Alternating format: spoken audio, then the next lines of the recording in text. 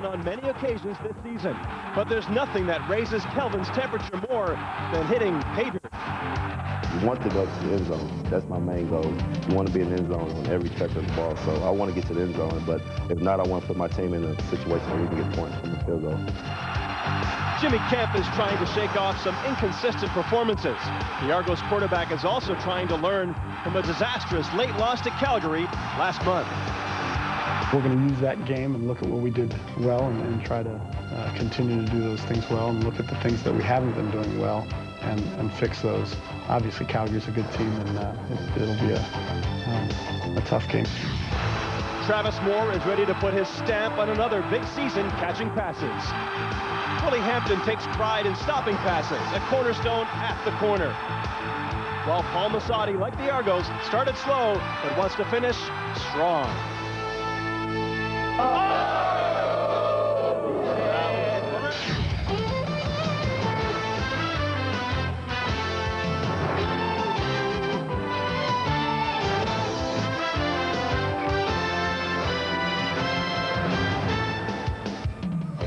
The road to the Grey Cup continues on this Thanksgiving weekend, and the stop today is at Skydome in Toronto. The 6-7 Argonauts taking on the defending Grey Cup champion Calgary Stampeders.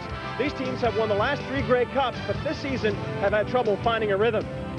Good afternoon, I'm Tom Harrington, and welcome to the CFL on CBC Sports Saturday. Well, the Jeff Healey Band is rocking the Argos tailgate party, but the Argonauts this season at least have been singing the double blues a lot. A frustrating loss last Saturday to BC, a devastating last-minute loss to Calgary a few weeks before that. The Stampeders, on the other hand, can sing "We Are the Champions," but you get the sense from talking to head coach Wally Buono that his club, especially on offense, isn't hitting all the right notes. With their thoughts on today's matinee, here's our two-man chorus in the booth, Mark Lee and Chris Walby. Thanks a lot, Tom. I know Walby's all warmed up and ready to go and relishing this matchup. The high-powered offense from Calgary and the top-rated defense from Toronto. And, well, defense has been the Argos' strong suit this year. It's also revealed an Achilles heel. Well, I tell you what, that's right. They're doing a little bit of the old Kenny Rogers gambling act, and the fact that they're getting burned at inopportune times. 3 that I can think of right now that are very, very costly. How about this one? Andrew Grigg, just before the half at Labor Day, 56 yards, sets up a touchdown on the 2-point convert to tie it. And, of course, the last times these teams met, Marcus Dowdell comes at the end of the game, comes free, leads them to the winning touchdown, and takes another victory from Toronto. Last week right here, Eddie Brown goes downtown 78 yards, a crusher for the Argos, but there's help on the way. Donald Smith back after missing 4 games with an ankle. You know, Mark, he's got 32 interceptions in 8 seasons, but that doesn't tell the whole tale of the tape. The thing he brings, leadership, experience, calming effect to the youngsters back there in the secondary. At quarterback, it's hard to choose between these men, Kemp and Barker. Look at the stats, virtually identical passing, but Kemp will get the start again. Well, I think that's what you got to do. If I'm Coach Barker, this is my man. He is my starter. He fell off the bike last week. Put him back on the bike, let him go for a ride, falls off again, put Barker in. There'll be a short hook for him today if it happens. For Calgary, Kelvin Anderson is a threat. The Argos vulnerable on the ground last week. Listen, he's got 4 consecutive 1,000-yard seasons. But the big fact is, anytime Kelvin Anderson rushes for 100 yards, they get a victory in the win column. And how about Calgary's quarterback Dave Dickinson, a first-year starter and nice numbers? You know, he's missed 5 games with a broken wing. He's got bad shoulder problems. He's still playing through it. He's got to go for an operation in the offseason. This guy is tough with a capital T. Nice passing percentage, 64%.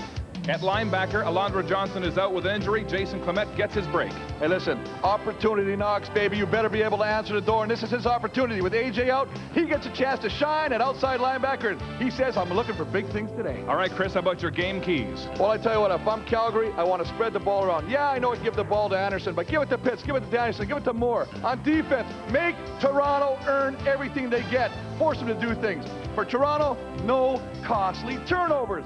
That's what's killing them. They could have more victories. And on defense, you know what you got to do? You got to annihilate the Anderson factor right now. Stuff them. That's a tall order. Kelvin Anderson coming off his biggest game of the year, 158 yards last week against Hamilton. Let's go back down to Tom Harrington. All right, Mark, as my mom used to say on a beautiful Saturday afternoon, go play outside, and that's what they're doing today. The roof is open at Skydome. Look at the temperature. It's like a Chinook has hit southern Ontario, 20 degrees, just perfect. The winds are very slight, very little wind inside the stadium. It will not be a factor. Mostly sunny all day long. Ideal playing conditions on this Thanksgiving Saturday here in Toronto.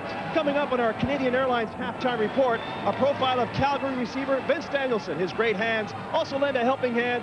And on Walby's Pro Tip, Chris talks to Bomber Center Dave Conant. Let's get it going. Back to the booth, guys. All right, Tom, the Stampeders will kick it off here today as Mark McLaughlin tees it up. Jim Barker says that loss 29-26 3 weeks ago to the Stampeders, perhaps the most bitter defeat in his 21 years as a coach in football. Well, he hated that one. We talked to him after the game. He said, you know what, I was counting that victory, and all of a sudden, we break down at the last second and give Calgary an opportunity to come away with a victory. That's what really hurts. You had the money in your pocket, they reached in your pocket and took it home.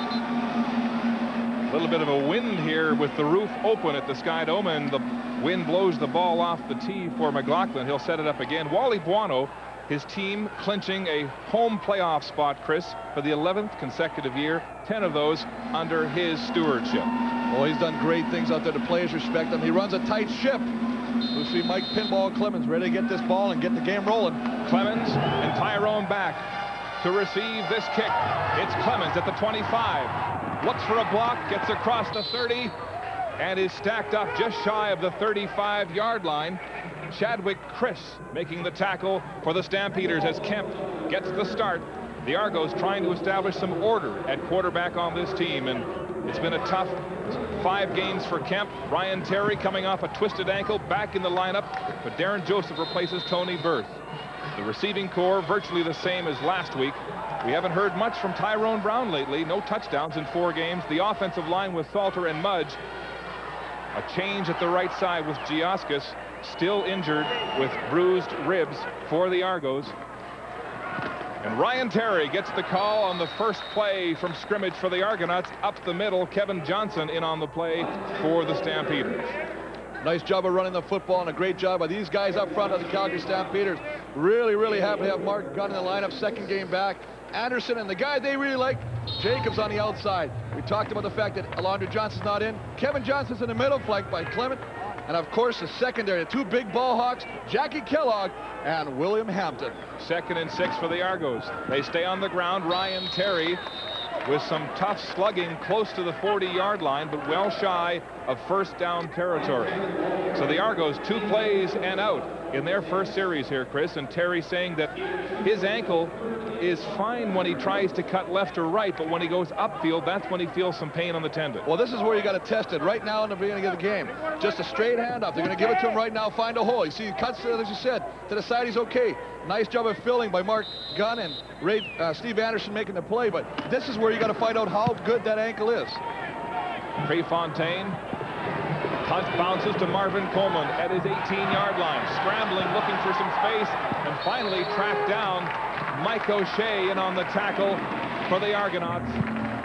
As the Stampeders, Dave Dickinson, who's missed a total of 6 games with injury, a separated shoulder and an ankle, or rather a knee injury, will get the start again at quarterback with big Kelvin Anderson in the backfield. And big Dwayne Ford, who's finally getting a chance to carry the football. Last week, 3 carries. What a receiving crew. These guys are all catching balls.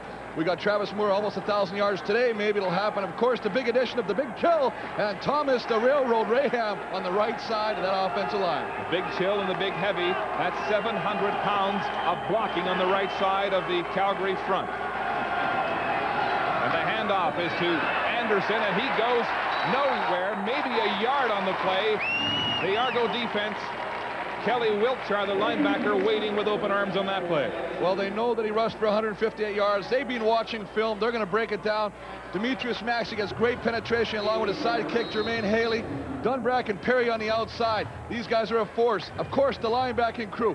These guys are in the top 10 of the tackling right now, and the secondary welcoming the addition of Donald Smith back to give him some experience and leadership back there. 2nd and long situation. Stampeders needing 9.5 for a first down. A flag on the play. That's intercepted. No, it's dropped. Donald Smith had the ball, hit him right in the numbers, but couldn't hold on, and there was nobody between him and the goal line. Well, that's the way you want to make your return. Unfortunately, a flag is thrown on the field on the play, and you're right. It was offside by the Toronto Argonauts. I believe it was Fred Perry jumping the gun a little bit, number 93. Here's Glenn Johnson. Offside. Toronto, number 50, 2nd down repeated. So Mike O'Shea is offside, which would have nullified that interception had Donald Smith been able to hold on to the ball. Well, the big thing, and you can see him at the top of your screen right there, he's just coming, and that is number 93. That is not number 50, and I'm not here to correct the referee, but I am a ball hawk. And they called it. So a break for the Stampeders. Second and about 4 yards to go. The ball across the 32-yard line. Dickinson straight back to pass. Has time. Across the middle. Rock Preston was open, but the ball was overthrown. Nice play, just bringing Rock Preston out of the backfield, dragging him across. Byron Capers, his job is to cover him. Rock Preston has a step on him. The ball's just overthrown a little bit, and that's going to happen early in the game right now. He gets great protection. He's just sitting there. They're bringing Michael Shea to the outside, sits back, sees the guy wants to go to, little release valve, but early in the game, everybody's emotions a little high strung, just overthrows the football. Tony Martino, back from the NFL with a 43.5-yard average. Had some trouble in the early going reacting to the rushes. Pinball gets set to receive. He's the lone Argo back at his 36-yard line.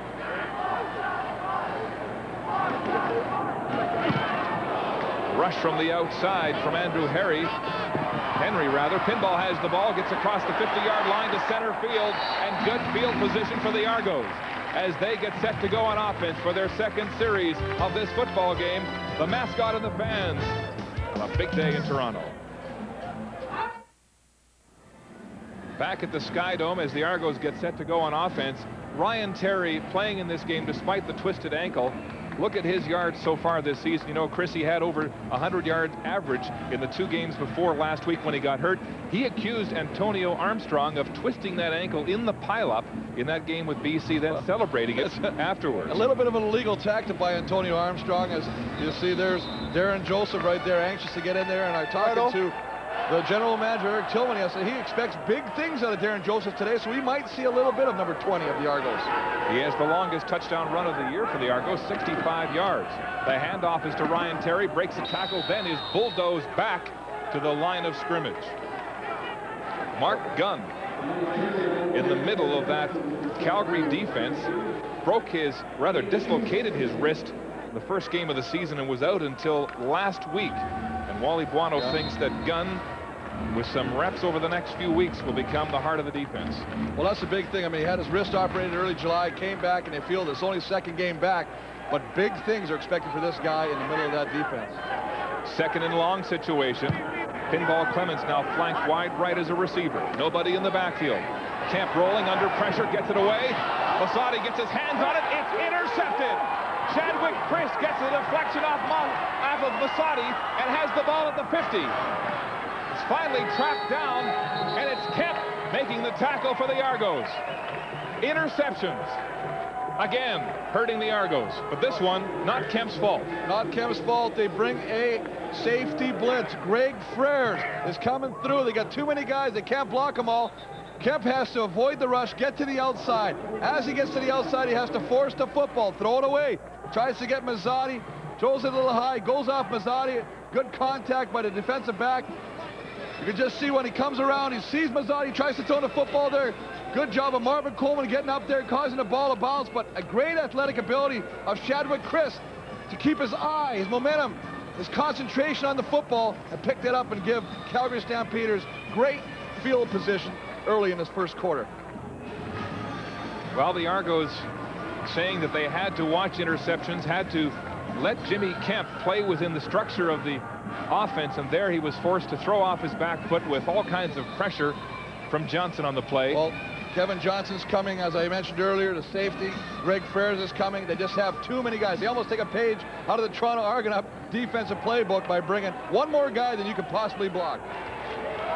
So Kemp will watch as Dickinson goes to work on the Calgary offense. First down near center field, rolling, lots of time. Throws to the sideline. A diving Alan Pitts has it for a Calgary first down just shy of the Toronto 45. And that's what makes Alan Pitts one step ahead of all the other receivers right now. One-on-one coverage. Antonio Bonner takes him. Bonner's got good coverage. He's on it, but watch. He'll leave his feet. This is effort. The guy's played 10 years. He's still diving to make the catches. Pitts, the leading receiver in the CFL with 1,100 yards coming into this game. And, of course, the all-time career record holder in receiving yards. First down, Calgary. In Toronto territory for the first time here early in the first quarter. Dickinson with the I formation. 3 receivers right. The handoff is to Kelvin Anderson. Gets stacked up, finds a hole, and makes a decent gain across the 40 now. And just shy of first down territory. Well, they tried to run behind the big boys, you say, the truckload over there, the Chill and Raham on the right side. Originally, the defense of the Toronto Argonauts, number 91 and 99, Jermaine Haley, do a nice job. You can see Jamie Kreisel getting pushed back there, but your good backs will find openings, and that is exactly what Calvin Anderson do. He cuts back, finds an opening, and picks up positive first yardage. Anderson does virtually all of the running for the Stampeders. They average about 112 yards a game rushing. He has most of it. That's the hook pattern intended for Pitts, but it's behind him with close coverage on the play by Capers. Nice job of coverage by Toronto. They're reading. They sat back there. Alan Pitts read the defense, ran just enough as he needed to get the first down, about 7 yards, tried to bring it back. He'll break it back down. He sees the coverage, knows he can't take him deep, comes back to the football, but unfortunately, Dickinson throws the ball where nobody can catch it. And so the Stampeders forced to kick here. Martino standing at about the Toronto 53. Pinball Clements back to receive along with Adrian Smith. They'll be standing about their own 5-yard line. Argo setting up the return. Smith has it at the 8. Goes outside and is tackled immediately. Darryl Hall puts the lock on the shoestring tackle, and the Argos in the shadow of their own goalposts when we come back to the Sky Dome in Toronto.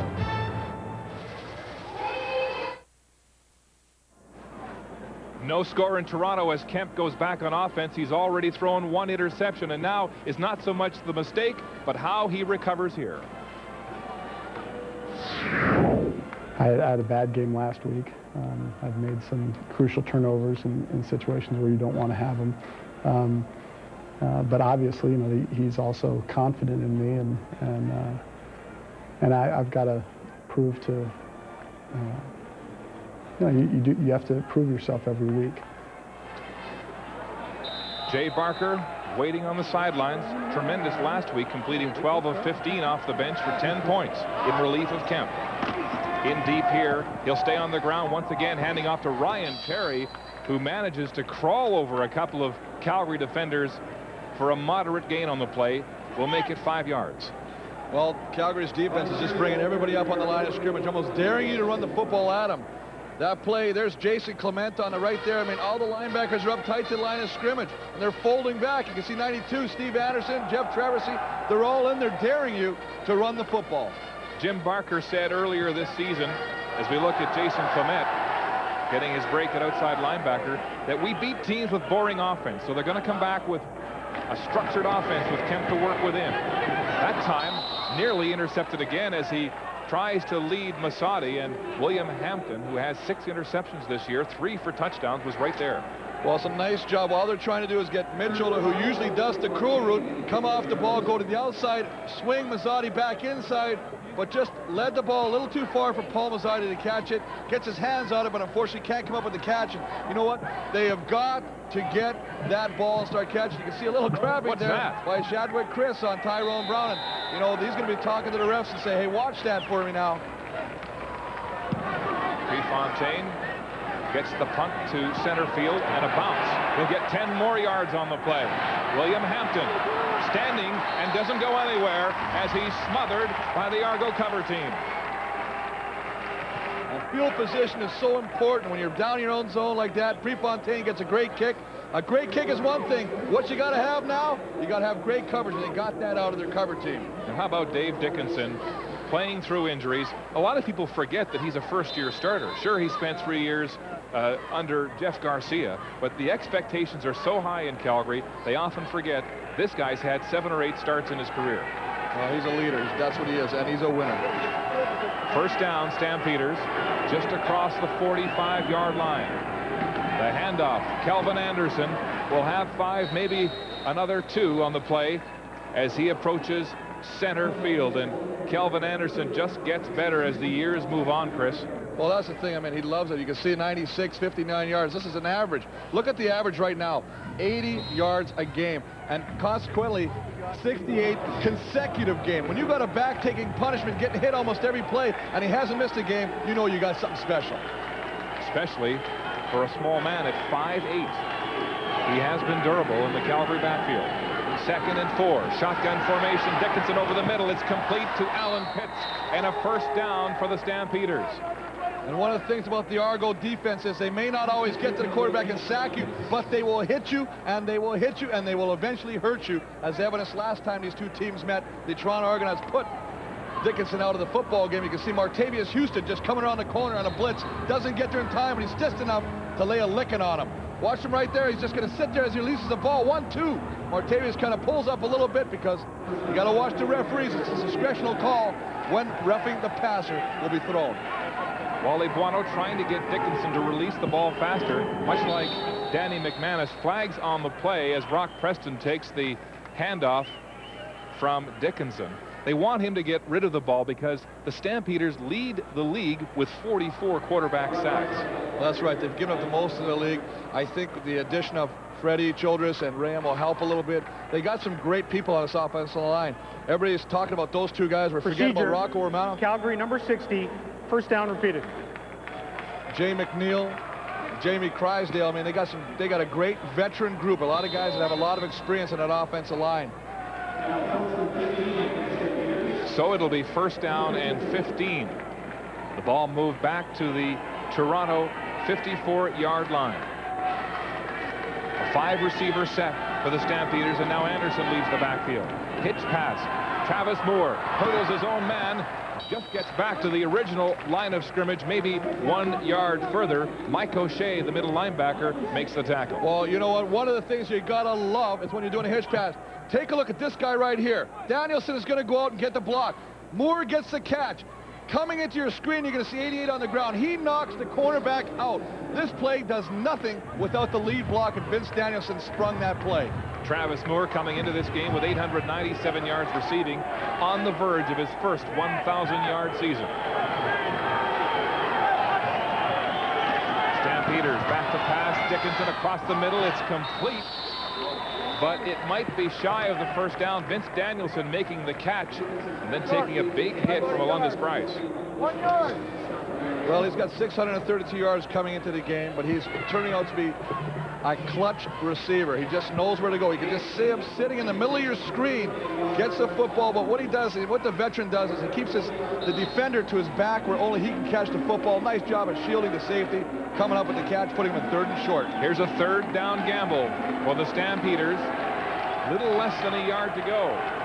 At the Toronto 39, Argo stack up the defensive line. 2 backs in the backfield. Dickinson will sneak, and it looks like he'll have enough for the first down. Well, you should be able to get behind these guys. I mean, there's a lot of weight. You're going to about 300 pounds plus. All you do is you tell your offensive lineman there's a stack of cheeseburgers, big cheeseburgers and a bucket of chicken behind the defenders, and they'll push those guys all the way back to the end zone to get to that food. And it was quite a heap of humanity there as McNeil finally gets off the turf. Oh, they do a great job of just getting underneath, and that's the whole key. The center is responsible for snapping the ball, but he's also the lead, the focal point, if you would, of that running play when you got the quarterback wedging behind you. Crysdale, the 7-year veteran out of Cincinnati, at center. Shotgun snap. Brock Preston takes the inside handoff, and Mike O'Shea hog-ties him just over the line of scrimmage. Well, these teams are really similar in defense, Mark, in the fact that on first down, they anticipate the run. From the scouting reports, they get tendencies. Do they throw first? Do they run the ball first? On this play, you can see Mike O'Shea. Everybody's sitting up tight to the line. You can see 26, Alundis Bryce. You can see they're all playing tight to the line of scrimmage. And, of course, Mike O'Shea, as you said, does a great job along with Demetrius Maxey of limiting that game. 5 receivers, but they're all bunched up behind Dickinson in the backfield for Calgary as O'Shea stares through the line of scrimmage. Now everybody downfield, nobody back. Time. Dickinson finally flushed from the pocket. Demetrius Maxey with his 8th sack of the season, and it's been a few games in coming. Well, he is the workhorse. He gets double team a lot of time. But I tell you, they are so very, very fortunate because nobody took Travis Moore down the center of the field, and he is wide open. But the rush keeps coming, and Dickinson, who wants to throw the football there, can't get it off in time, allows Demetrius Maxey to come over and make that sack, but they would have been burned again. Look at 83 waving now. He ain't waving the people in the fans saying, hey, Mom, how you doing? He's going, Dave, throw me the football. So Moore getting behind Kelly Wiltshire. Bryce reacting late, but if that ball was in the air, you're right. Could have been a touchdown. Martino's punt, a spiral into the end zone. Pinball lets it go over his head. Adrian Smith will let it bounce around. And Clements will concede a single point. And that's the first point of the ball game with 2:51 to go in the opening quarter. The Stampeders lead 1-0 in a defensive battle at the Sky Dome in Toronto. Dave Dickinson's Calgary Stampeders leading Toronto 1-0 late in this first quarter at Sky Dome. Let's give you a sense of the standings right now. In the East, Toronto is chasing Hamilton. They're one game behind. Of course, the Ticats play tomorrow against Winnipeg. If the Ticats lose, Toronto wins. A big game next Saturday between the Ticats and Argos, and we'll have that for you. Out in the West, Calgary says they still want to catch BC. They're a game behind, and the trouble is, even if the teams are tied for first, BC gets the nod because they've had Calgary's number all season long. But Wally Buono says the push continues, guys. That's right, Tom. Buono saying they can't afford another loss if they want to keep pace or at least overcome BC. And that game next week with Hamilton, huge because it's for the season series. Here's Kemp going deep to Tyrone Brown. There's some pushing, but no call. Marvin Coleman with the coverage along the sideline. Well, Marvin Coleman with the coverage. I was a little surprised. Tyrone Brown breaking down, stopping a little bit. You think he's got to keep running. He keeps running. He makes this catch. It's a nice job. Play action pass. Kemp sees him, puts the ball up. He's going to slow down, and then he can't reach the football. Keep going, Tyrone Brown. You're going to come up with the catch. Help your quarterback out, man. Bring Jimmy Kemp out of the funk. Was that interference? Well, coming back to the ball, you both have a right to challenge for the football. So Kemp stretching the defense for the first time here in the opening quarter. He has an empty backfield now. 6 receivers set. Back to pass. Time steps up in the pocket down the middle. It's complete to Daryl Mitchell for a Toronto first down. And that's why it's so important when you're at Calgary, you're only rushing 3, that Toronto's offensive line gives Jimmy Kemp the time to find a receiver. Mitchell's going to come down and do his little work, fake like outside, and then just kind of crawl back in the middle. Find the hole right in front of Darryl Hall. Ball is on the money. That's what you got to do as an offense. Start getting a little continuity and a little bit of confidence. Wow, threading the needle to Daryl Mitchell, who has 5 touchdown receptions in 5 games. This is game 6 for him. Eric Sutton, the nickelback, in on defense on that play right next to Darryl Hall as the pass went right between them. The handoff to Ryan Terry. Up to center field and stacked up on the play. Traversy making the tackle for Calgary. The third-year man out of Edinburgh University. Well, just does a great job in the middle, 94. You know, another big kid, another 290-pounder playing, and he just does a great job of fighting off the block, not getting blown out of there. He holds his ground. Number 91, Mark Gunn, moves his guy a little bit. You close the hole, you limit the game. Nice job in the interior of the Calgary Stampeders. Traversy, one of 16 Canadians on this team that have all been drafted by the Stampeder organization in the 90s. Tremendous scouting effort by them. Here's Kemp. It's complete. Andre Kerwin has the pass and another Toronto first down across the Calgary 40. And what do people say, Mark? They say, you know, Jimmy Kemp, he didn't have a great game last week, but what he does bring to you, he brings experience. Calgary's going to bring a blitz. They do a little rub underneath. 81, Andre Kerwin just comes across the middle. He just gets a nice pass, throws the football, and turns it upfield for a nice first down. Experience will do great things for an offense. So Kerwin running the play that's been Mitchell's bread and butter in this Argo offense. First down, Toronto at the Calgary 38. Handoff, Ryan Terry. He's got an opening, and another first down and more to the 20-yard line, and knocked down by Darryl Hall as he tried to reverse field. A huge run. Well, if they think they're playing vanilla, they're not right now because they're coming all over with everything everything they got right now. Number 52, Craig Hendrickson, comes around and does a nice job. Watch this man right here. This is a big boy pulling. He gets a little ahead of him. Nice trap block. Gets 44, Kevin Johnson out of there. Ryan Torrey reads the block, turns it up for another nice gain, and you can just feel the momentum building. The gain is 18 yards. Hendrickson, the Blue Bomber, who came this way in the trade at midseason with a huge block to open the way for Ryan Terry. Argos threatening now in the red zone. This has been a problem area for them. Kemp staying in the pocket, nearly intercepted. Jason Clement diving but couldn't scoop it before it hit the turf. And after 1 quarter of play, the Stampeders lead the Argos 1-0 with Toronto threatening here at the Skydome in Toronto.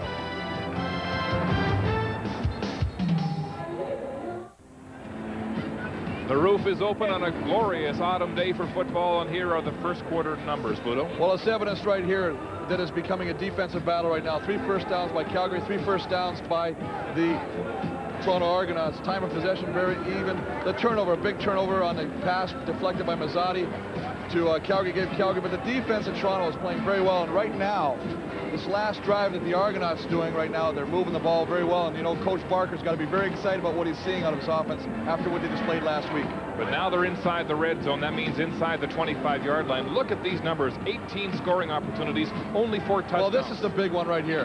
7 turnovers. I mean, if you even add that up, 7 times 3 on field goals is 21 points. If you get 7 touchdowns, that's 49 points. That's a lot of points to give up and not win football games. 2nd and 10. Calgary has an extra defensive back. It's Sutton. This is the test in the red zone for Toronto. At the 20, pressure. Kemp steps up, will run, and will go nowhere. Gets back to the line of scrimmage, and so the Argos will be forced into a field goal situation. Well, once again, they have not good production in the red zone right there. Great coverage by the secondary to Calgary Stampeders. As you said, they brought in Aldi Henry, Eric Sutton, extra defensive backs. He sees something, he's looking, he's just going to try and find something, can't find nothing. Now he's going to make a decision. Take off, he tries to take off, but Traversy, all the defensive linemen, Kevin Johnson, do a great job at closing that hole. That's where sometimes a quarterback maybe a little bit more mobile can hurt you. So Jeff Fairholm, the receivers coach, having a word with his quarterback Kemp, along with Jay Parker, as they try to figure out the frustration of the red zone. Dan Giancola will attempt this field goal from the 27-yard line. Good in 16 of his last 17 attempts. And make that another one as the Argos take the lead 3-1 here early in the second quarter. But the biggest thing that didn't mark is the fact that they're taking points. Don't go into the red zone and come away with nothing. Don't force a bad situation. And I think that's what happened the last time. Jimmy Kemp saw nothing. Remembers what happened last week when Lacoste got an interception that really hurt him. Says, I'm going to just, if I can't get nothing, I'm going to try and turn it into something positive. I'll run and get whatever I can, move the ball closer to the goal line. We'll kick a field goal. At least we come away with some points, and they do come away with 3. Kemp looking strong after the interception earlier in the game to Chris. This was the scene last week against BC. A killer play. Ball at their own 18-yard line. Well, last week, as you say, he tries to force it. He sees something right there. He drops in. The receivers are all jumbled up together as a result. Benefield gets the knock. Ball goes up. Paul Lacoste takes it in for the end zone for a touchdown for BC. And as that play happened, the momentum of the whole game switched, and that really killed or put the nail in the coffin for the Toronto Argonauts. And you know, the Argos are saying there were 4 mistakes on that play. One of them was the interception thrown by this man, Jimmy Kemp, but the other 3 were the routes run by Clements, Masadi, and Tyrone Brown. They were supposed to run a route that would split the defense wide. Instead, they ran towards each other. And then when Clements got jammed, Masadi had nowhere to go, and Kemp tried to force the ball. That's what they say. You cannot readjust. You all got to be on the same page. Brock Preston at his own 22 for the Stampeders. On this kickoff return, gets a block, tries to get outside, and is finally driven out of bounds by the kid from Western, Derek Creek. Preston with a short gain on the play. The Stampeders will start just across their own 35-yard line. Well, it'll be up to Dickinson right now on the Calgary offense to kick a little bit of momentum built for themselves right now. They started off and moving the football a little bit. They've been a little bit of stagnant. Major foul, face mask, Calgary number 98, first down. A face mask call. Cameron Legault getting the face mask, putting him even deeper. in their own side of the ball right now, and they'll start at the 19 or 20-yard line.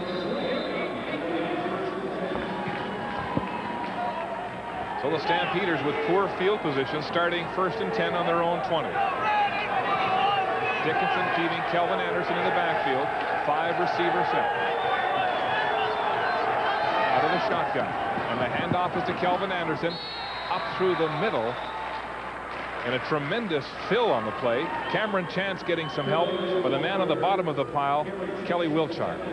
As you said, we talked about the linebacking crew of the Toronto Argonauts. Mike O'Shea, Martavius Houston, and that man that made the play there, Kelly Wiltshire. They're all the top 10 in tackles in the league, and right now you can just see he just fills so nicely. Let the defensive lineman, they gap control. The linebacker's got to make that play, and he does come up on a play, and he makes the stuff. It's the best linebacking core in the CFL. 5th, 8th, and 9th, as you say, Chris, in tackles so far this season. Movement on the line of scrimmage and flags as the play is blown down. And it is procedure against the Stampeders. And you always got to love this when it happens, because whenever the flag is thrown, the defense will be pointing at the offensive lineman will be pointing at the defense. They're going at each other, but I think they're going to get the big man, Thomas Rayam. Procedure, Calgary number 53, 2nd down repeated. And usually when your offensive lineman is getting a jump right now, the big reason you do that is because you know you're going against the guy that's got some speed, but he sees that Wiltshire just does a little jump, and his quick twitch fiber just gets him out of his stance and tries to rock back, and the ref right on the spot throws the flag. So it's 2nd down and 12. Pressure on Dickinson. Downfield, complete to Alan Pitts, who slides 3 yards past the 1st down marker, and a huge play for the Stampeders. Well, a huge play by the Stampeders of even getting the ball off by Dave Dickinson, because I tell you what, Alan Pitts is going to run it out. He's just going to take it to the sideline. The ball's got to be thrown right now. Kelly Wiltshire comes inside on the blitz. 26, right there. Nobody picks him up. He's got to get rid of the ball, and one steamboat. It's got to be there, and that's what happens when you got a veteran like Pitts working with a veteran like Dickinson. Dickinson paying the price, getting hit by Wiltshire and Perry on the play. He'll go on the ground. Anderson with a head of steam, but he's hit hard by Mike O'Shea right at the 35-yard line. Some help there from Maxey. Well, we talked about when your defensive line is doing its job.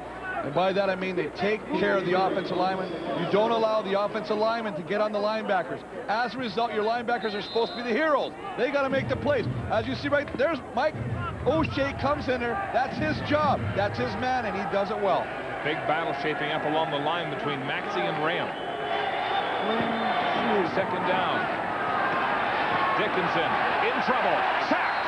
Roger Dunbrack drops him for a loss. Well, they're really excited to get 73 Roger Dunbrack back in the lineup a few weeks ago. But the biggest thing, again, is just keeping calm in the backfield of the secondary of the Toronto Argonauts. Good coverage. Dickinson initially has a lot of time to try and throw this football. Nothing comes open. As a result, it allows the pressure to finally get him, and Roger Dunbrack wraps him up. 2nd-year man out of Western, one of 4 Western Mustangs who all won the Vanier Cup together, playing for this Argo team. Mike Clemens is the lone Argo deep to receive this punt from Tony Martino, standing just across his own 15-yard line. Had a few blocked, Chris, when he came back from the NFL. Says he's finally got his timing back. It's a little different from the Canadian game. It's a nice skyrocket spiral, pushing Clemens back to his 25. Mike Clemens looks for a seam, goes nowhere. Roger Reinson, who's the number 2 man on tackles on special teams for Calgary, corrals the pinball. A 54-yard punt from Martino and a 2-yard return from the pinball as the Argos go on offense. Welcome back to sunny Skydome on the Saturday afternoon. The Argos leading these Calgary Stampeders 3-1 in the 2nd quarter. And with Dwayne Morgan, offensive lineman for the Argonauts, sprained his ankle last week against BC. How are you feeling? I'm feeling pretty good. I did a lot of rehabbing last week, and feeling pretty good right now. Hopefully I'll be back next week against Hamilton. Injuries have been a big story on the O-line for the Argos this year. How's it affected the offense when so many players have been in and out of the lineup? Well, the offensive line, we have had a great thing of picking up Dave Mudge. Dave Mudge just came in and he's done a great job when key guys that went down on the offensive line, and he came in, made great plays. stood up to his potential, and he's just done a great job. Thanks a lot, Dwayne. All right, thank you. Well, Kevin Johnson, who's subbing for Alondra Johnson at middle linebacker with a fumble recovery as the Argos go to their jumbo offense for the first time with disastrous consequences. Well, you're right. They tried to do a whole bunch of stuff. They got all new people in there. They're going to have linemen in here. They'll have Martavius Houston will go in there. You can see Jermaine Haley, number 99, is in there. It's a straight handoff. 35 is leading the way. Haley, who used to be a tailback in high school, coughs the football up, and I know they were working on that this week in practice. They told him to take the gloves off because he kept dropping the ball, and that came back to haunt them. Yeah, in practice, they gave him a goat's head. It's a bit of a prank, but it came back to haunt them here. Oh, my goodness. Donald Smith had that one lined up for the interception, and so did Alundis Bryce, and they collided. A train wreck there on the 15, and nobody got the ball. Well, nobody's got the ball. That's the second time that the ball has kind of been thrown where it shouldn't be by Dave Dickinson, and second time that Donald Smith almost comes up with an interception. He's got all the way, just badly overthrown football right there. Alundis Bryce is following the football, much like two baseball players going for a high fly ball. They don't see each other. Ultimately, they crash into each other, and the ball falls to the ground. Argos dropped 2 interception chances last game against BC as well. Here's a screen to Dowdell on the backside. He'll get 8 yards on the play to about the 25-yard line of the Argos. Well, that's one of the things where, if you're, Coach Barker said, our defense is not creating turnovers. We need to create some turnovers. They only have 13 interceptions coming into the game right now. That's second worst in the league. You have to have your defense give or create opportunities to snuff out drives, but also to give your offense great positions and instance. Well, the Argo defense is #1 rated in the CFL. Jim Barker says, yeah, that's fine, but we need big plays from our defense. We need those interceptions. Most definitely, Mark. You got to create opportunities, and if you can do that, you can break the backs of the guys that you're playing against and put them in a hole. And unfortunately, they didn't come away with that interception, and now they have to settle for 3 points, given up to Calgary. 32-yard attempt by Mark McLaughlin, who was 5 for 5 last week against Hamilton. On pace for 55, maybe even the record of Dave Ridgway, 59 in a single season. The kick is up and good. And so Mark McLaughlin puts the Stampeders in front by 1. More like a hockey score here at the Skydome. 4-3 Calgary with 9:44 to go to the half. There's Kevin Johnson, the rookie out of Ohio State, starting for the injured Alondra Johnson, and comes up with a huge play here in the first half. Well, it's a little bit of trickery. The jumbo offense, the end of the ball eventually ends up in Jermaine Haley's hands, who can't get a handle on it, as you say. And these are defensive linemen who are not used to carrying the football, and the ball comes out, and Kevin Johnson, the man on the spot, comes up with a big fumble recovery. First down, Argos. Kemp, hitch pass. Kerwin has it. On one knee, gets up across the 40-yard line. What an effort. Has 7, maybe 8 yards all by himself. Ryan Terry out wide side, throwing a hand on a block there too. What a nice job. This guy is really coming into his own. You don't hear a lot about it. You hear about the Mitchells, you hear about the Tyrone Brown, but Andre Kerwin is really becoming a force on the outside. Last week, 7 catches, 73 yards. And it's not only what he does when he catches football, it's what he does after he catches the football. Look at this. I mean, this is effort. Just keeps fighting for more positive yardage, and your team picks up on that effort. Gain is about 8 yards. Kerwin, the #2 receiver in this Argo receiving corps. The handoff, Ryan Terry, and Mark Gunn sniffed that one out, was waiting for him. A loss on the play for Toronto and a punt situation. Well, the offensive line, we talked about the fact that they have new guys in there. Little miscommunication. Nobody picked up number 91, Mark Gunn. He's able to come right in the backfield and stuff that play before it even gets started. A little quicker, he might have took the handoff. But as you said, they got to fix these breakdowns so they can build it and keep moving the football positively. Mark Gunn, Wally Buono says, is one area where this team is improving as it gets set for the playoffs again.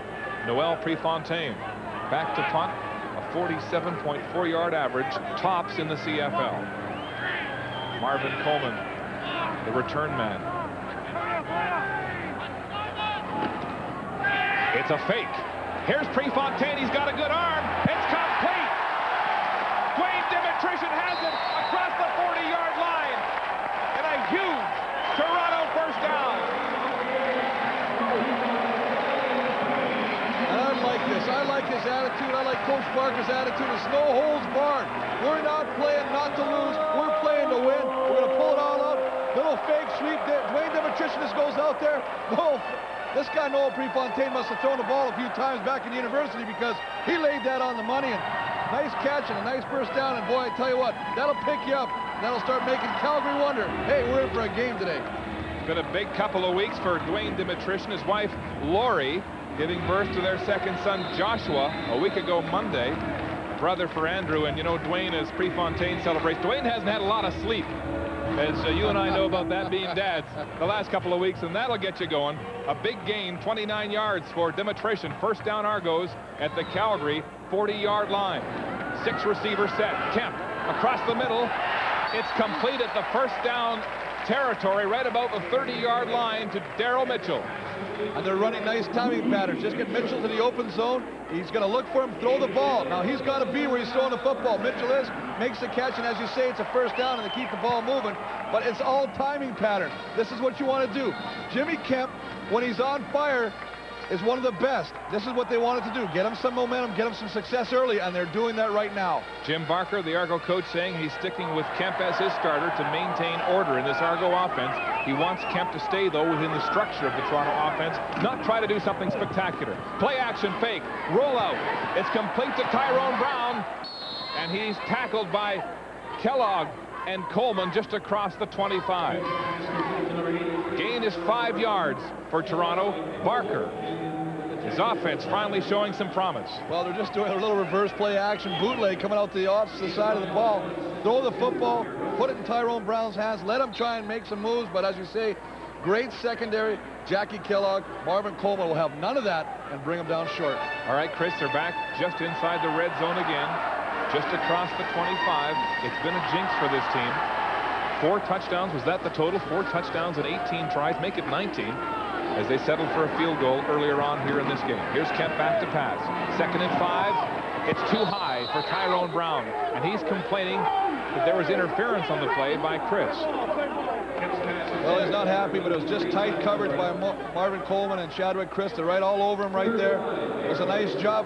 He tries to, again, force the football to a situation. By that, I mean, it's a timing. He knows where he's going to be. Get the ball there. You see, he's pushed off a little bit right there. He is on him a little bit, but the ball's high, and Tyrone Brown reacts to the referee. Because of that, there's a push here in the small of his back. But the ball was uncatchable, and I think that's what the referee's looking at, the fact that the ball was over his head. Nobody was going to come down with that football. So Chris with close coverage on the play, forcing the Argos into another field goal situation. 32 yards this attempt. 2nd of the game by Dan Giancola, the former grocer from St. Catharines, Ontario. And he is smooth and good. It's a kicker's duel in Toronto. Kemp has settled down at quarterback. The Argos lead by 2 with 6:20 till the half. Dwayne Demetrician with a 29-yard fake punt reception on that last series. This is a tough pass to throw for a quarterback, let alone a punter, Chris. Well, that's Dwayne Demetrician right there, and he just lines up like he's picking somebody up to block. All of a sudden, they run outside. Everybody's coming inside for the block. Mike O'Shea with the great block, number 50. But that's a great job of working on this in practice, seeing something that Calgary does and exploiting it. They do it exceptionally. And on the Argo bench, Jay Barker, the backup, is warming up. He's been instructed to do so by Coach Jim Barker. Brock Preston returning this kick for the Stampeders, loses his footing and falls at the 35-yard line, where the Stampeders will scrimmage. A 13-yard return by Brock Preston as Dave Dickinson gets set to go for Calgary. Well, Dave Dickinson and the Calgary Stampeders have got to get things a little going right now. It is a defensive battle, but as you can tell by the first 5 possessions, 1 field goal and 4 punts. And that'll drive any head coach a little crazy. Top defense in the country in Toronto so far, shutting down this high-powered Calgary offense. The handoff is to Kelvin Anderson, but there's a crowd waiting for him right up the middle for the Argos. A short gain on the play. Let's go down to Tom Harrington. Well, Mark, Argos linebacker Mike O'Shea has had his left thigh heavily taped not once but twice in this first half. The training staff says it's a tight hamstring. They're just keeping an eye on it. Right now he seems to be okay, but we'll have to keep an eye on it ourselves as the game wears on. You don't want to lose the cog of your defense, the man who makes all the calls. Well, not only on defense, but on special teams as well. And as you say, J.P. Darts would have to come in and, you know, a good football player, but not the experience or the level that Mike O'Shea has. Blitz. That's O'Shea. And boy, did he rock Dave Dickinson. His pass incomplete. You know, Mark, we talked in the game opening about the toughness of Dave Dickinson. They don't recognize it. See the blitz coming. Mike O'Shea's just coming off the corner. He's going to come in the bottom of your screen. Nobody picks him up. He's got to get rid of the football. He does that. The receivers have got to also see that, adjust their routes so that the ball can be completed. But as you say, he just takes a licking and almost like a Timex keeps on ticking. Well, it's no wonder that he leads the league with 5 forced fumbles with the kind of ferocity he delivers there. Dickinson looks like he's okay. Don't forget, he's playing with a shoulder injury, separated earlier in the season. He will need surgery and take 4 months to recover, so he's putting that off to stay in the game. And don't forget that Mike O'Shea is the one that put Dave Dickinson out last game with a vicious hit on a screen play. It injured his knee, and this punt attempt by Marino is blown down. The time count clock had ticked to 0. Well, a lot of times when you do get a time count, make it look, the offense is not sure who they're blocking. So what's happening is you're getting a lot of miscommunication up there on the line. One guy, oh, I got 50. No, I got 50. As a result, the punter hears that there's confusion. Rather than risk a block punt, he'll let the clock run out. Do it again. They'll have to put all kinds of leg into this one, Martino, as Mike Pinball Clemens stands back at his 34. The Lone Argo back to return this punt. Martino gets it away. A beautiful punt that pushes Clemens back to his 20-yard line. Tries to make a move, and Aldi Henry just falls on him as Clemens loses his footing. Well, tremendous punt by Martino. 50 yards, the 6-yard return. Well, you can see Jimmy Kemp is on the sidelines right now, so Jay Barker has now entered the game to take control of the quarterbacking situation for the Toronto Argonauts. And we'll see what he can do if he can do some of the magic he did last week, Mark. Well, he has been great off the bench. 12 of 15 last week for a touchdown and a field goal. Back on August the 6th, 16 of 19 and 2 touchdowns off the bench to beat Winnipeg. Let's see what he can do now as Kemp, the starter, watches from the sideline. First down, Toronto, their own 20. Hand off to Darren Joseph, his first carry of the game, and a short gain on the play. Back down to the sidelines and Tom Harrington. Okay, Mark, I just watched Jay Barker warm up. He put his helmet on. Jim Kemp is standing on the sidelines, hands on his hips, and he's not crazy about the 2-quarterback offense. He described that yesterday. Jeff Fairholm from the Argos coaching staff says he doesn't know how long Barker will be in. We don't know what that means. We assume if he doesn't produce, he'll be out again. Well, yesterday at the coaches' press conference, as Jeff Fairholm looks over the ready list for young Jay Barker, order was what they wanted in this Argo offense. Wally Buono saying, offering his 2 bits. Quarterback roulette, he says, is like Russian roulette. It can blow up on you. But here the Argos will go with 2 men. Barker rolling. It's nearly intercepted. Tyrone Brown was down. He was the intended receiver, and the ball went in and out of Chris's hands. But Brown says he was interfered with. Well, there's a flag on the play, and he said that last time that Shadwick Chris got his hands all over him too much. Jay Barker breaks contain. Steve Anderson allows him to get to the outside. One of the things that Jay Barker can do. Offside, Toronto, number 33, penalties decline, they're down. But very, very fortunate that Chadwick Chris did not come up with that interception. Ball was thrown right at him. Well, he's going to break contain. He's just going to come right now. Ryan Terry right there just crosses the line a little bit too early right there, just trying to get a jump on the defensive back. As a result, the ref throws it, nullifies the play, and they are very fortunate, as we said earlier, that Shadwick Chris did not come up with the interception. It was thrown right at him by young Jay Barker. A shaky start for Barker. And now Noel Prefontaine, the top punter in the league, will have to get this one away. Bad field position from his own 10. He shanks it. It's a line drive. Caught by William Hampton just across center field over the 50 to the 45-yard line and dropped right there. So field position now a factor with 3:28 to go in the first half. Only a 35-yard punt from Prefontaine. Kelvin Anderson with 158 yards on the ground last week.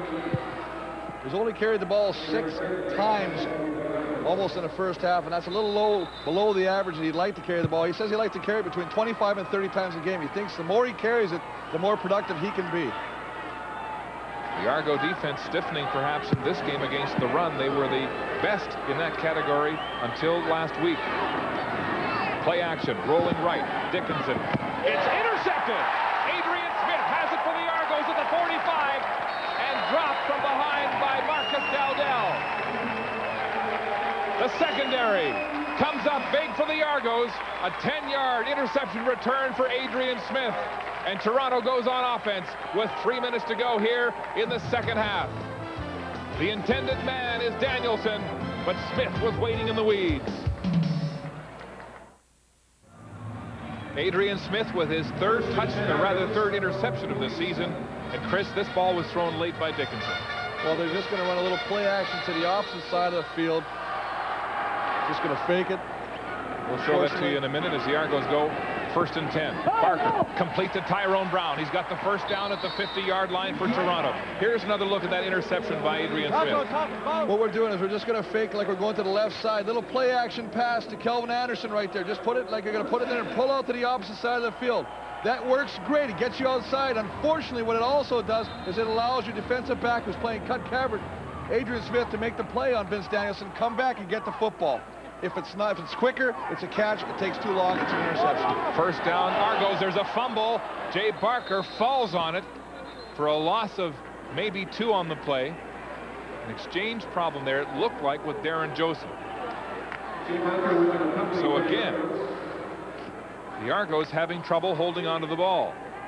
Well, they need to do something positive with this yard. If it wasn't for the fake punt last time, they basically were running 5 possessions and punting. So they need to get something going right now, get some points, go into halftime and make some adjustments. Get everybody on the same page right now so you can come out refocused in the second half. Looked like Barker made the fake there and maybe bumped the ball on an elbow. Of course, the quarterback's looking downfield when he makes that fake, not looking where he's putting the ball.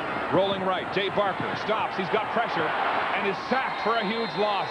Back across center field, and it's Kevin Johnson who is subbing with a magnificent performance for AJ at middle linebacker. A 7-yard loss on the play. Well, just a great job of Kevin Johnson coming up here. They pull the whole left side. You can see Chad Folk and St. Germain coming outside. Give him protection. Now he's got to either make a decision. Should I take off with the ball or throw it? As a result of him hanging on to it, though, he allows Kevin Johnson to come up and make a big play and force again another punting situation. In the past, that's been one of Barker's problems, indecision in reading the defense and making a play. The punt from Prefontaine, taken by William Hampton across the 25 and dropped at about the 30-yard line. Let's go down to Tom Harrington. All right, Mark, and just a reminder that coming up on our Canadian Airlines halftime report, a profile of Calgary receiver Vince Danielson. Great pair of hands and also lending a helping hand in Calgary. And on Walby's Pro Tip, Chris is talking with Bomber center Dave Vancona. That's coming up on our Canadian Airlines halftime show. Mark? What's Venky got in store for the Pro Tips this week? You just won't be able to go to the fridge at halftime. You have to stay around and watch. That was a 38-yard punt from Prefontaine, following a 35-yard punt before that. 20 yards subpar for him. First down, Stampeders at their own 30. Shotgun formation. Dickinson with time. To the far sideline, wide open, but overthrown is Marcus Dowdell. Right at the first down marker. A reminder that if you've got a question for us, would like to make an inquiry about the CFL, or vote for the top Canadian all time, join us on our CFL on CBC website. We've been voting here, the broadcast crew. Chris, you've got a vote, and apparently you've been logging. There have been a lot of votes coming out of Winnipeg for you. That's right. Large family. Large family. Of course, a 9-time All-Canadian. You've got some credentials to be considered here, big fella. Second down and 10. Dickinson gets around Maxey, throwing off his back foot. Danielson wide open. First down, Stampeders at center field. That's twice the Calgary receiver has been wide open. Well, I think the biggest thing that's happened so far this first half is Dave Dickinson is not happy with the way he's throwing the football. He's forcing situations, and he's overthrowing a lot of potential receivers. That time, as you say, again, the receiver is open, and luckily the ball is there quick enough that the defender cannot close on it and knock it away. He is wide open. He's waving. I want the football. Give me the football. Finally gets it. But as you can see, there's Wiltshire, there's Donald Smith, who finds the pocket, finds a hole. 25-yard completion for the first down. Dickinson going deep. Dowdell, Adrian Smith. It's intercepted again by Adrian Smith. His second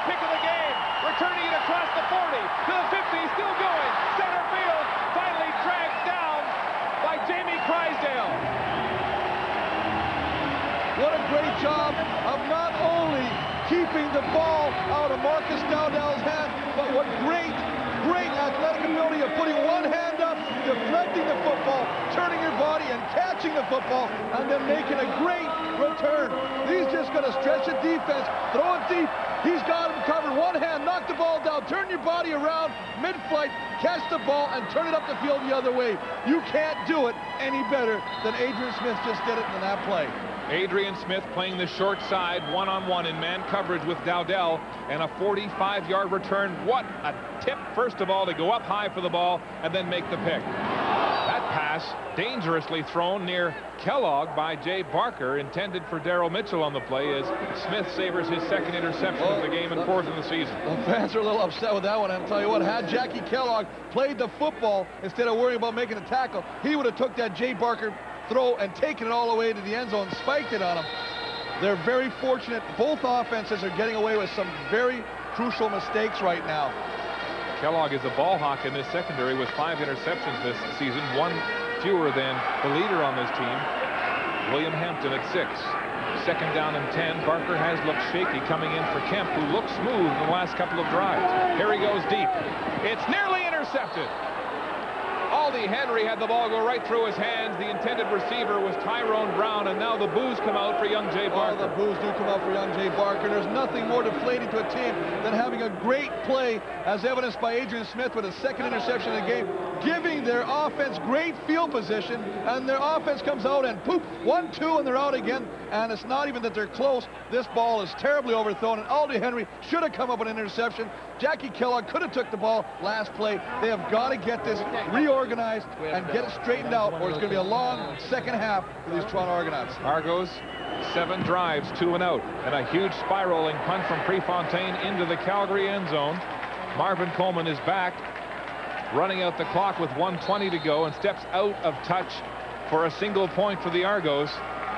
And so now Toronto will lead by a field goal, 7-4, on that booming 62-yard punt. And the frustration written all over the face on Toronto coach Jim Barker. You know what, Mark? Last week we saw Jimmy Kemp struggle. Barker put in Jay Barker. He comes in, has a great game, plays very well. He says, you know what? I've got something now. I've got momentum.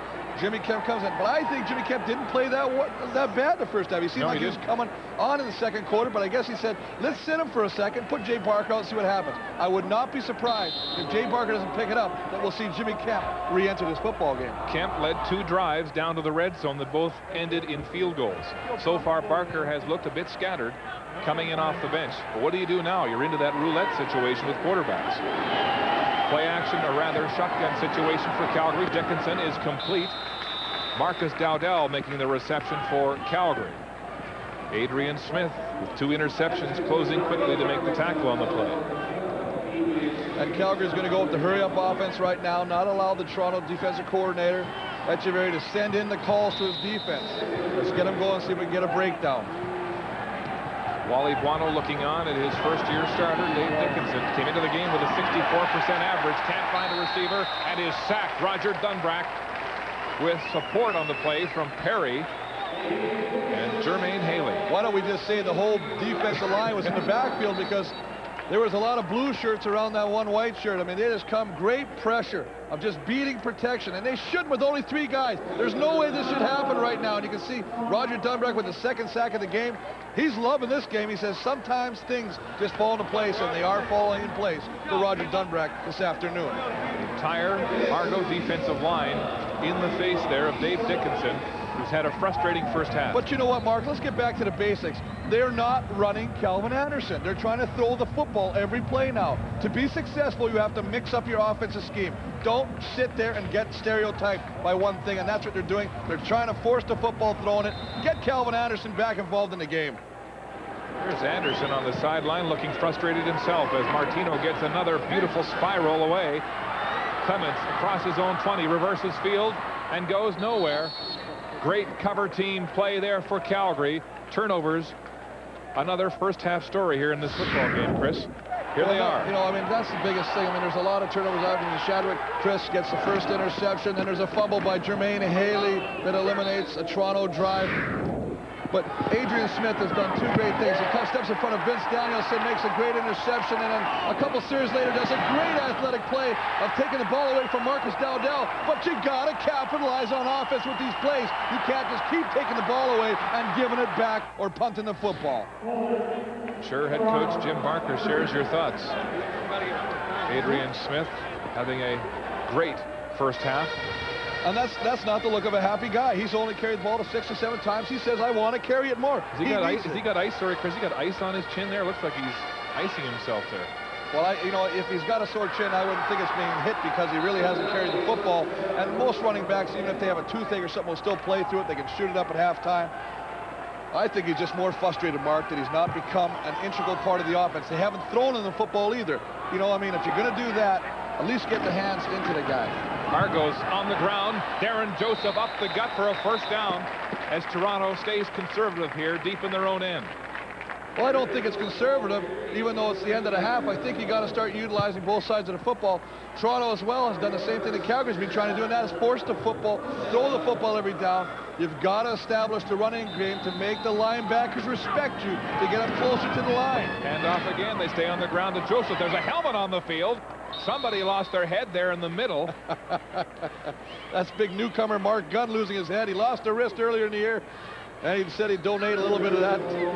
He lost his helmet on that play.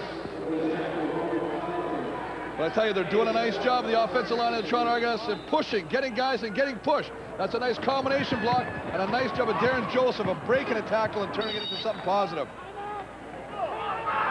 Flags on the play as there's some pushing and shoving after the tackle. Argos needed about 2.5 yards for a first down. Calgary, the most penalized team in the CFL, averaging more than 10 penalties a game. Here's Glenn Johnson. Major foul, unnecessary roughness, Calgary number 91, first down. All right, so there's Gunn losing his head again. Well, I think, you know what, a lot of times as a result of the previous player situation, you get a little angry, you take it out, and number 91 doesn't like that. He gets in there.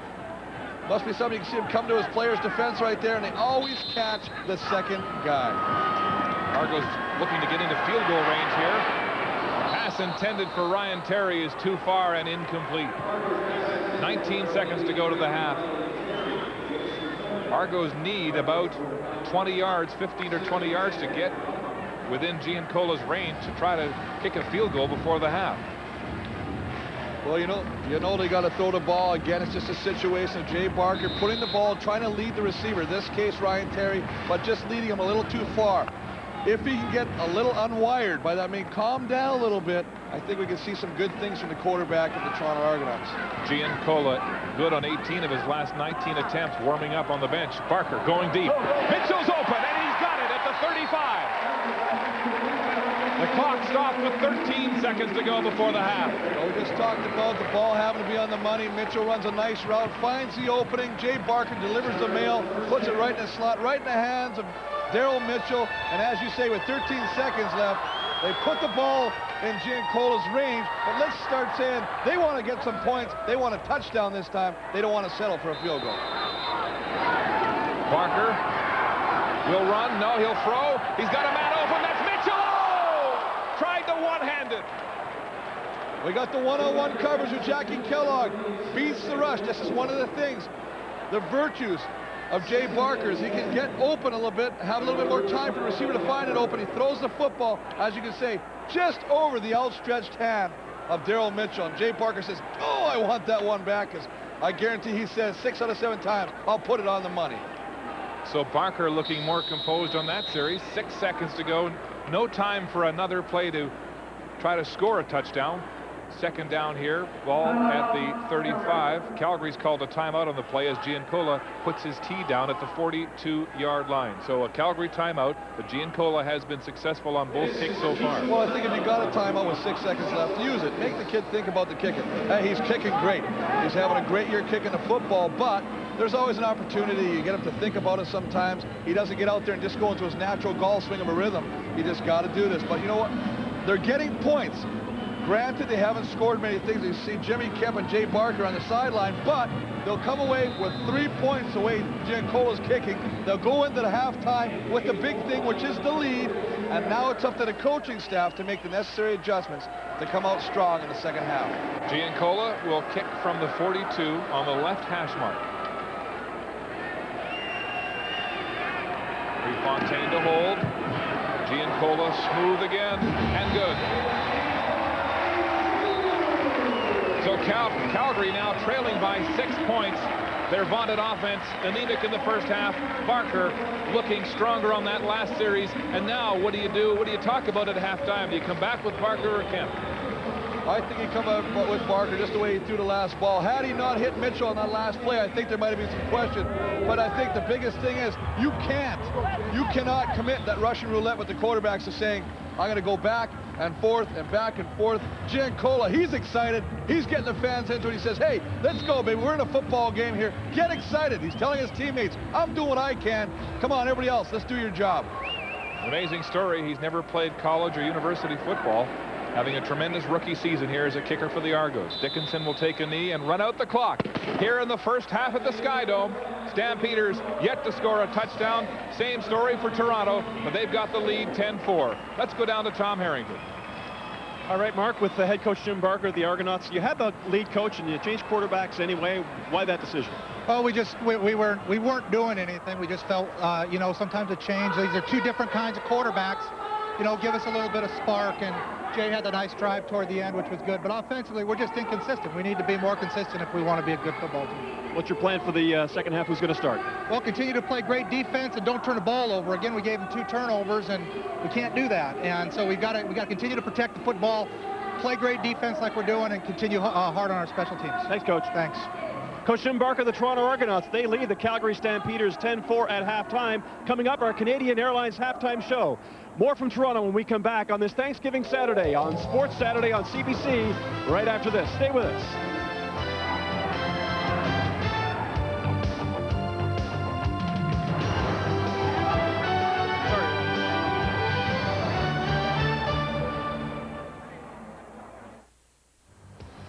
On a spectacular Saturday in Southern Ontario, the Toronto Argonauts leading the Calgary Stampeders by a score of 10-4. We are at halftime here at Sky Dome. And welcome to the Canadian Airlines halftime report. Calgary receiver Vince Danielson has perhaps some of the best hands in the CFL, but fate once dealt him a bad hand. But then it was the kindness of a stranger, in a way, a Canadian football legend, that touched him in a way he's never forgotten.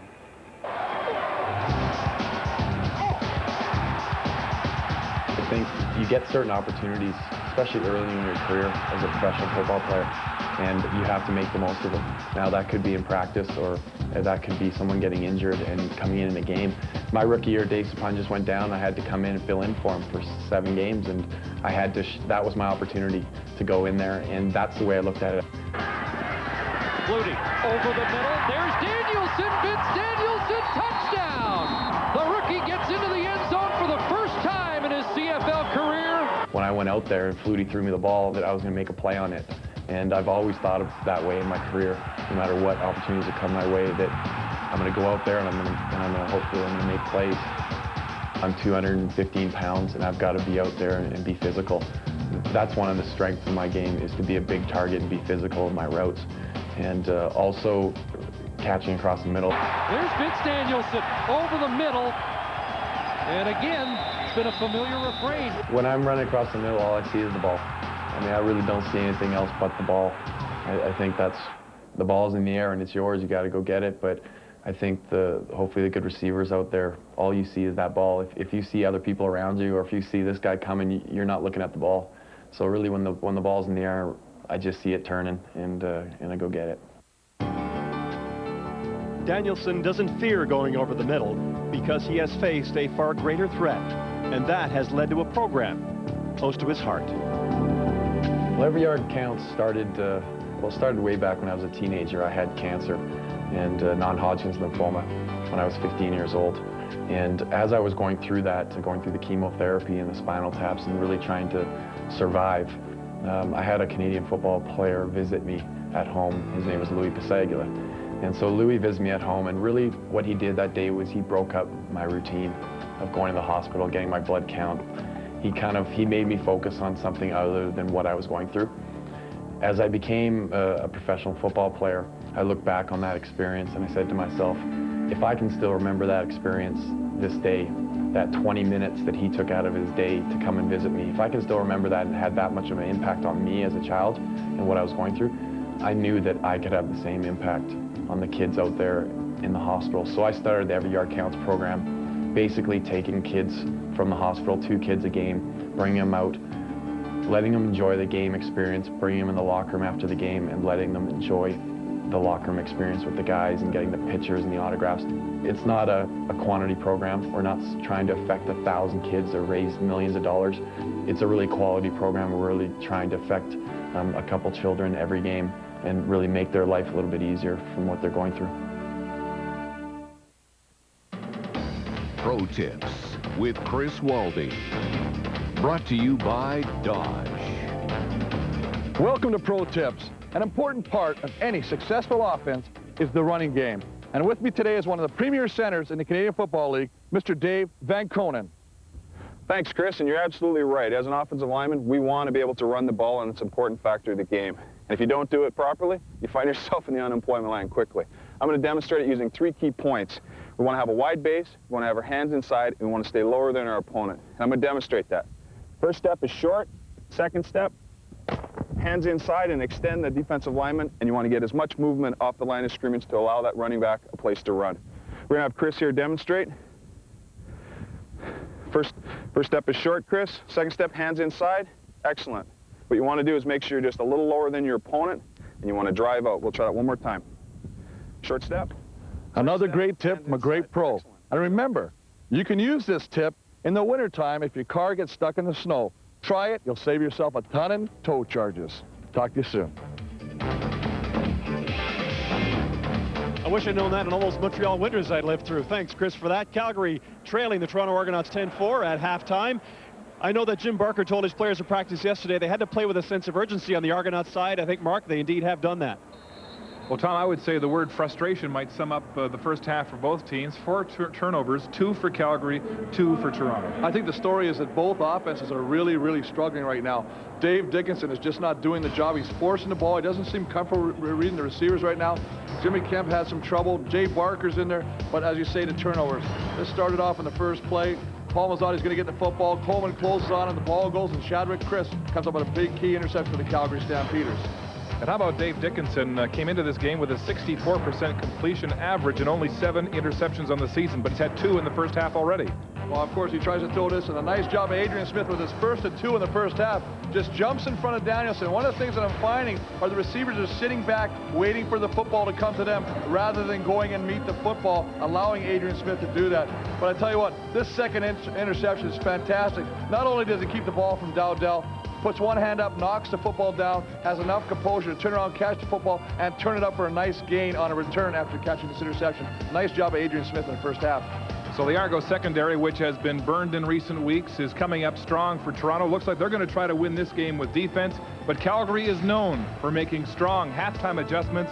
We'll see what they come with here as we get set for the second half at the Skydome. 10-4 Toronto.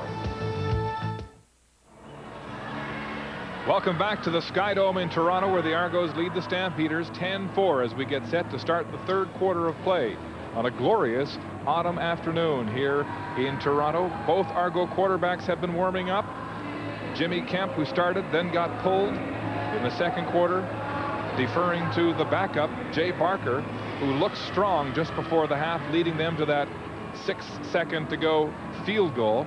And on the Calgary sideline, Dave Dickinson, who's been harassed, bumped, thrown 2 interceptions in the first half, having a tough game here in Toronto.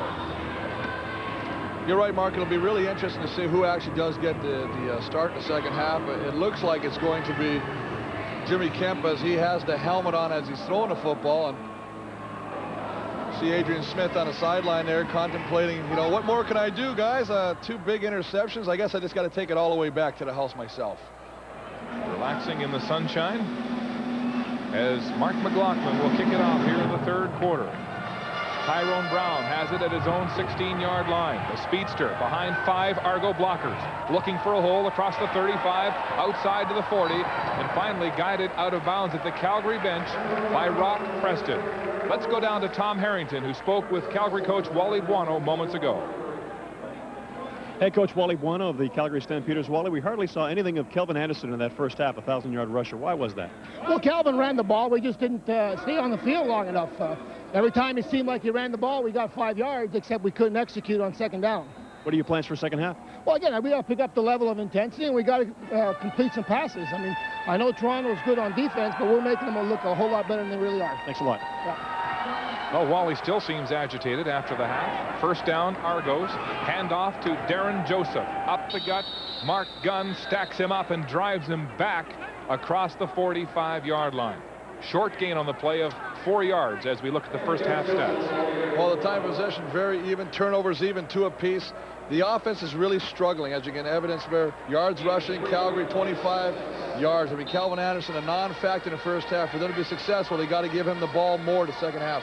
Ryan Terry as well, only 31 yards. The quarterbacking situation more of a concern in Toronto right now, as we see Jay Barker at the quarterback helm. Barker will stay in the game at quarterback. Start the second half for Toronto, and he'll go deep. Darryl Mitchell is turned around. The pass was behind him. Incomplete. And a punt situation on the first offensive series for Toronto. A punt situation, but I like the way they came out. They handed the ball off. Darren Joseph gets some yards, then they go deep again vertically. Get Darryl Mitchell deep. Jackie Kellogg, nice job of coverage on it, but the ball is around where it should be. He throws it where only the receiver can catch it on that instance. It's not caught by anybody. You go back to the sidelines, you say, hey, you know what? We almost clicked, but we're on the same page. We're getting closer. Give the ball if you don't like it. Prefontaine to punt from his 25. A high spiral, sending Coleman back inside his 10. Push on the back of Capers, but no flag as Coleman gets around him and up to about the 16-yard line, where Calgary will scrimmage 1st and 10. Here's Kelvin Anderson, who had a huge game last week but has been rather silent, Chris, here. Well, the guy carries the ball 26 times. He's touching the rock 26 times last week, 158 yards. He's only carried it 6 for 23 in the first half. I don't care what anybody says. If you're getting production and if you're getting 5 yards of crack every time you get in the ball, then you only need to give him twice to get a first down, then give it to him twice. The last time these teams play, Dickinson and McCoy passed for 357 yards. The handoff, Anderson off the right side, a flag on the play, and a big gain with a small running back for the Stampeders. Flags are down. And the indication is it'll be holding. Well, Mark Reitschar, anytime they throw the ball or the flag in the back. Holding, Calgary number 67. First down repeated. Jenny Crysdale, the center, called for holding. And so that'll move the ball back to the 8-yard line. He just gets a hand. You can see him right at the top of your screen right there, just pulling down Jermaine Haley, number 99, by the back of the sweater. And of course, that line judge is right in front of you, and he's going to see that every time. Well, that was a blatant hold. Now Calgary in tough field position.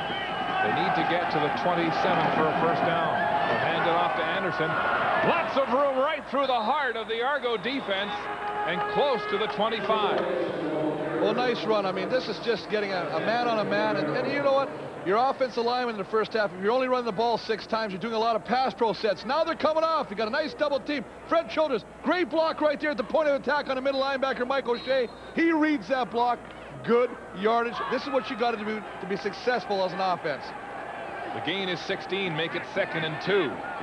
Calgary trying to get out of its own end. High formation, full backfield. Hand off to Anderson, following the block of Dwayne Ford, and he will be shy of the first down marker. Kelvin Anderson, who says he's not much at zigging and zagging, but his game is at its best when he goes straight ahead.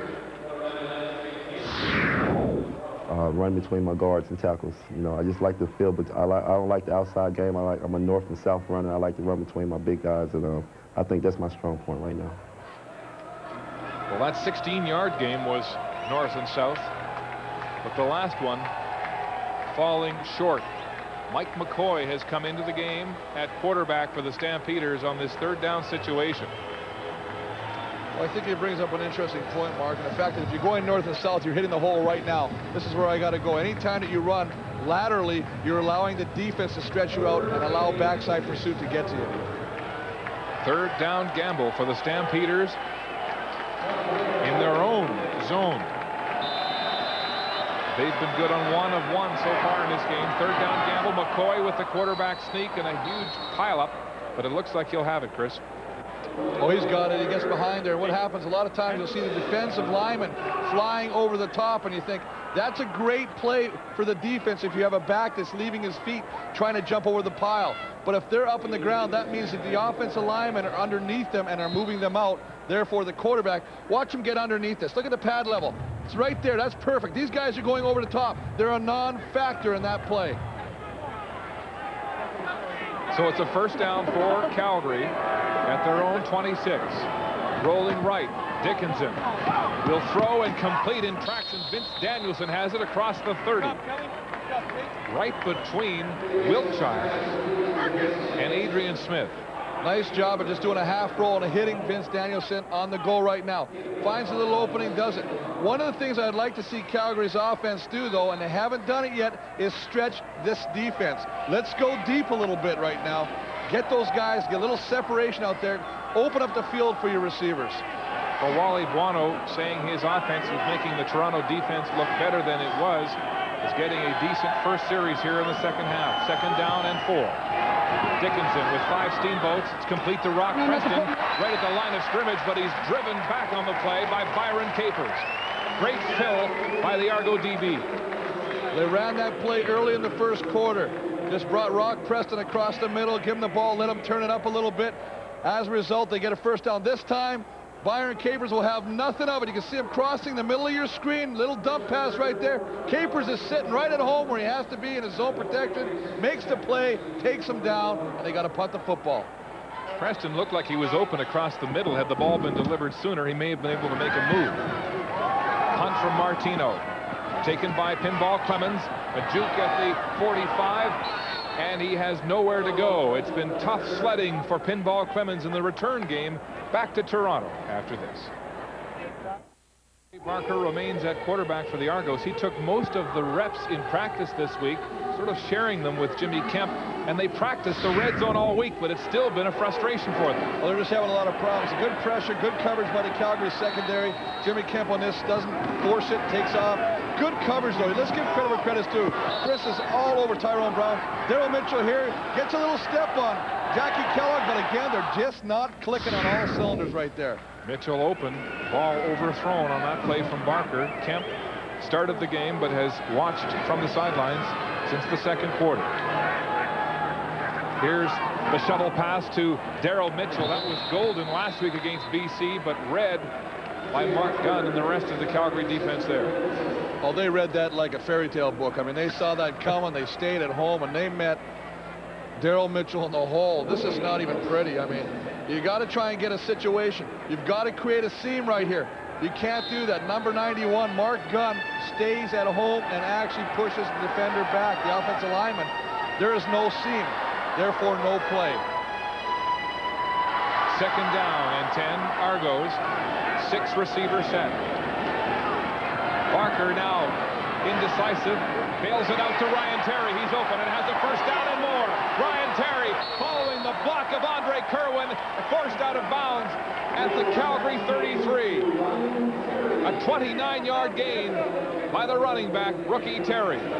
Well, the nice thing that I like about Jay Barker, he steps up in the pocket. He can't find nothing. He's looking around. He's checking one receiver. He sees, oh, I got a rush coming here. I got to take over. Great presence of mind to know where the yard line is. The line of scrimmage. Throws the ball. Finds Terry. Good field of vision. Terry turns it up for a nice big gain. 5 receivers set with Clemens. Wide right. Hand off to Ryan Terry. Right side. Another big first down across the 15 to about the 13-yard line of the Stampeders. And back into the red zone they go. Well, this is another team that hasn't run the ball very much today. Ryan Terry only had 7 carries for 31 yards in the first half. But the big boys up front, Steve Salter, Dave Mudge, this is just a nice job. Look at this hole. Look at that hole. I'm telling you what I can run through there. That's a great job at the point of attack of creating a seam and letting Ryan Terry do what he does best, and that's take it down. Argos threatening, no touchdowns inside the red zone in this game. Barker rolling, pressure, sidearm, it's complete. Daryl Mitchell has it and is rocked at the goal line. a catch, and we saw the same play with Paul Mazzotti last time these two teams met. Threw the ball. Mazzotti thought he was going to get a touchdown. Greg Ferris comes up and dislodges the football. Daryl Mitchell, no, look at the sidearm throw. Great concentration, hangs onto the football, gives them excellent field position, and I think the red zone woes are about to come to an end. Split second between the ball making contact with Mitchell and then getting rocked by Frères. It is 1st and goal, Argos. At the Calgary 1-yard line, there are 4 running backs stacked in an I formation behind Jay Barker. Argos showing 4 backs. They split now, leaving Terry alone. He'll get the handoff. Touchdown, Argos!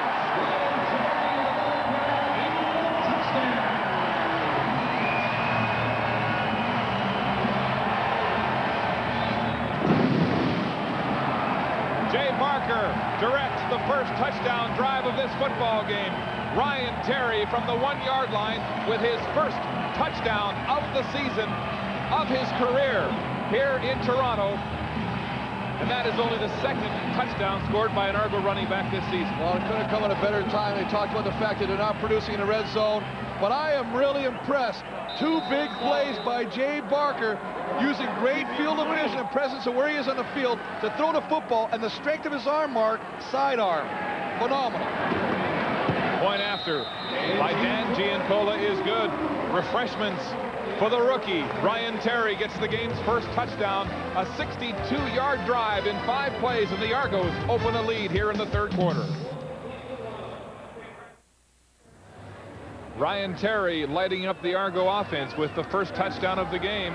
A plunge at the goal line. Well, just a nice job. They got a whole bunch of guys lined up, receivers. They all split. That's supposed to take the linebackers out of there, create a little opening, but the O-line do a great job. Chad Folk, the center, at the point of attack, just a nice job of keeping Kevin Johnson in the backfield and scores with his man. And as a result, Ryan Terry gets a nice touchdown. The return now on the kickoff. It's Kelvin Anderson bowling his way over the 40-yard line, and good field position for the Stampeders. Another look at the strong man, Chad Folk, who benches 570 pounds. Well, benches 570 pounds and just does a nice job. I mean, you got to create a seam. That's all you have to do on the goal line. We're not asking to score with your man, but if you can score with your man, which means that you put your defender in the end zone with the ball carrier, you know what? That's a bonus mark for you tomorrow when the offensive line coach grades your film. So some confidence for the Argo offense as Calgary goes to work here. Dickinson at his own 43, hand off to Kelvin Anderson. Lots of room, and Chris, this is the same kind of play that Robert Drummond ran to success last week with BC. Let's go down to Tom Harrington. Well, Mark, there have been a lot of heads shaking on the Calgary sideline, especially on offense. I asked Alan Pitts, is it the Toronto defense or is it you guys? He paused and he said, you know, we're just not playing the way we're capable of playing. Mark? Well, the Stampeders have high expectations for themselves. 9-4 record, 1 game behind the BC Lions in the West, and they are the defending Grey Cup champions. The handoff is to Kelvin Anderson. More room again, and the running game comes alive for Calgary. And this is exactly what they have to do. I mean, it's easy to sit up here and be a quarterback coach or a coach, but I tell you what, you know that you have to run the football, get your offensive linemen involved, pull those linebackers tight to the line of scrimmage. As you can see the emotion right now. Travis Moore coming out.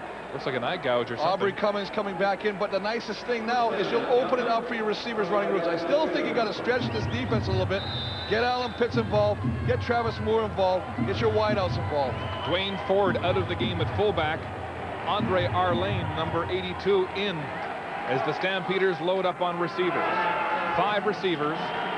Kelvin Anderson, who doubles as a receiver in the backfield. He'll get the handoff again. Calgary showing pass, but they'll run for 5 yards. And as I just mentioned, Chris, Robert Drummond had a field day last week with the same kind of play. Well, it's just deep handoffs. They give the ball a little bit and let him, because of his great athletic ability, find a place to go with the football. He can cuts on a dime, he finds openings, and the thing about him is he's always keeping his legs going. He'll change direction, he'll come back, make people miss him. You've got to wrap him up. This play is here. He scores a touchdown. Robert Drummond did it all for the BC Lions last week. Anderson with 23 yards in the first half. He already has 39 here early in the second. Lots of time. Flag on the play. Dickinson has the ball batted down, and then he's dropped by Demetrius Maxey. Well, I believe they're going to call Jamie Crysdale, number 67, for holding on Fred Perry. They went down in a heap, and the flag came right out after that, and that's usually a good indication. Holding, Calgary number 50, penalties declined. It's third down. Well, I apologize to Jamie, his partner in crime, Jay McNeil, and of course they're very frustrated. They want to make sure things go, and that's Jay right there. He's just looking for somebody to help right there, and as you can see, takes him down. And I don't know about that call, to tell you the truth. That's not a hold. A lot of times the line judge sees the guy go down and says that's a holding penalty. That was just a good punch by Jay McNeil. And Jay, I'm going to stick up for you on that one, buddy. That was a bad call. Both linemen stick together, it seems. Here's the punt. Martino hesitates for a minute, then angles a spiral to the corner to Adrian Smith. And it goes out inside the goal line for a single. So Calgary claws one back, but they're down by 12. Jay Barker ready to go back to work after engineering the game's first touchdown. Chris, there were 3 key plays, all involving Ryan Terry. Well, I'll tell you what, a nice handoff right here. He gets a great opening by Dave Mudge, and Steve Salter turns it up for a nice thing. Then has this is presence of mind to throw the football. Know where the line of scrimmage is, sees it again, finds Ryan Terry out in the flats. He does what he does best, takes out there, and why not cap it off? Ryan Terry takes it in for a nice 1-yard plunge to give him a touchdown, but more importantly, to break those red zone woes. The anatomy of the Argos' first touchdown drive, and indeed the red zone jinx finally snapped by this Argo team. Ryan Terry figuring prominently in the Argo offense here in the second half. 50 of those yards in the last drive counted by him. 6 receiver set, blitz, hitch pass. Daryl Mitchell makes a move, free, first down, and lots of territory. Daryl Mitchell across center field, and finally hit by William Hampton. Well, there's a flag on the play. Well, I think it's going to go against Calgary. It looked like 92 Steve Anderson jumped offside. The question will be whether he was drawn offside. Offside, Calgary number 92. You nailed it. Decline. First down. He just a little overzealous, a little overeager to get to the quarterback at that time. But what I'm really seeing here, I'm seeing a little spark in the Toronto offense right now. And they're trying to do some great things right there. He's just at the top, just gets a little jump on him right there, tries to beat or anticipate the count, and gets caught.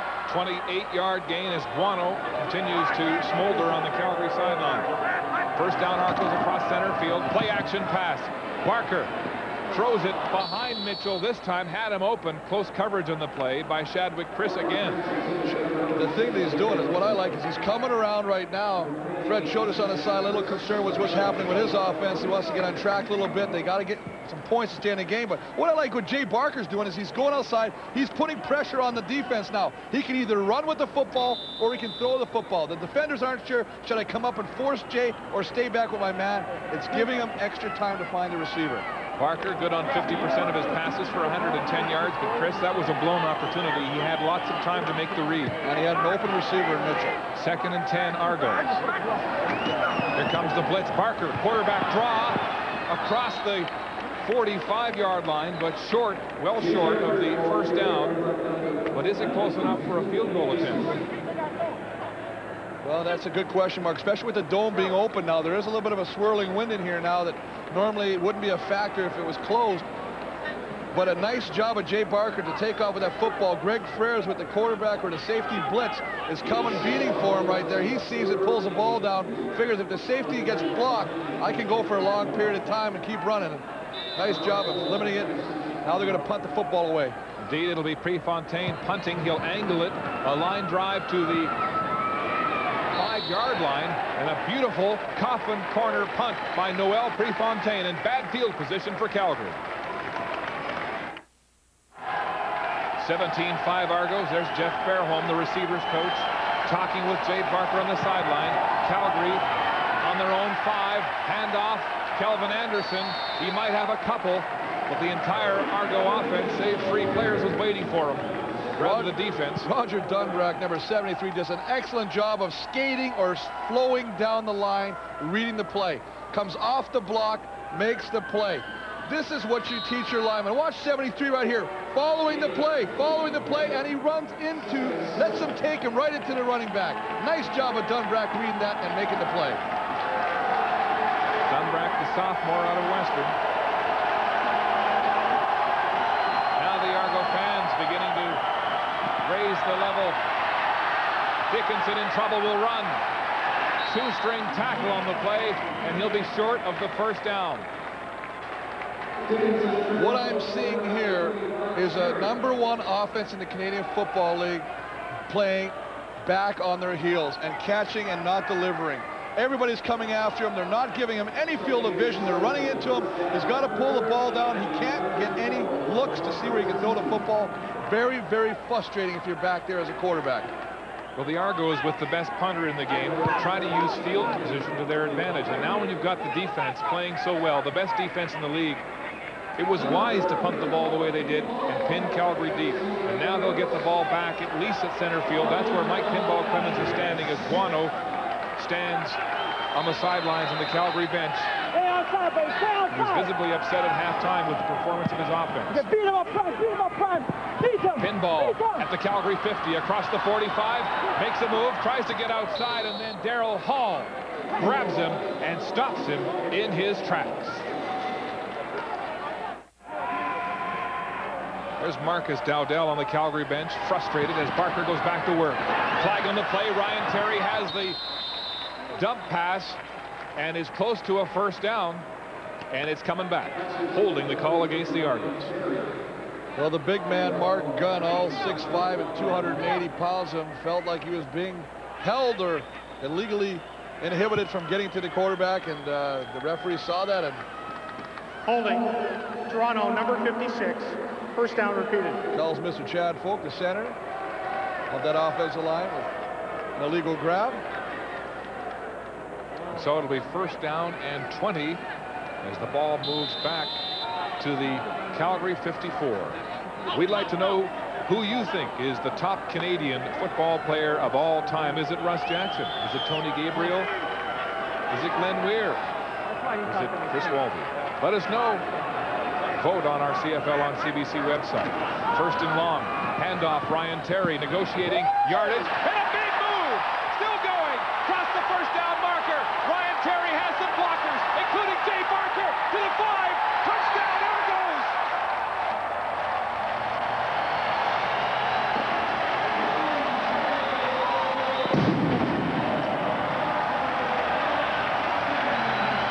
A first and 20 situation.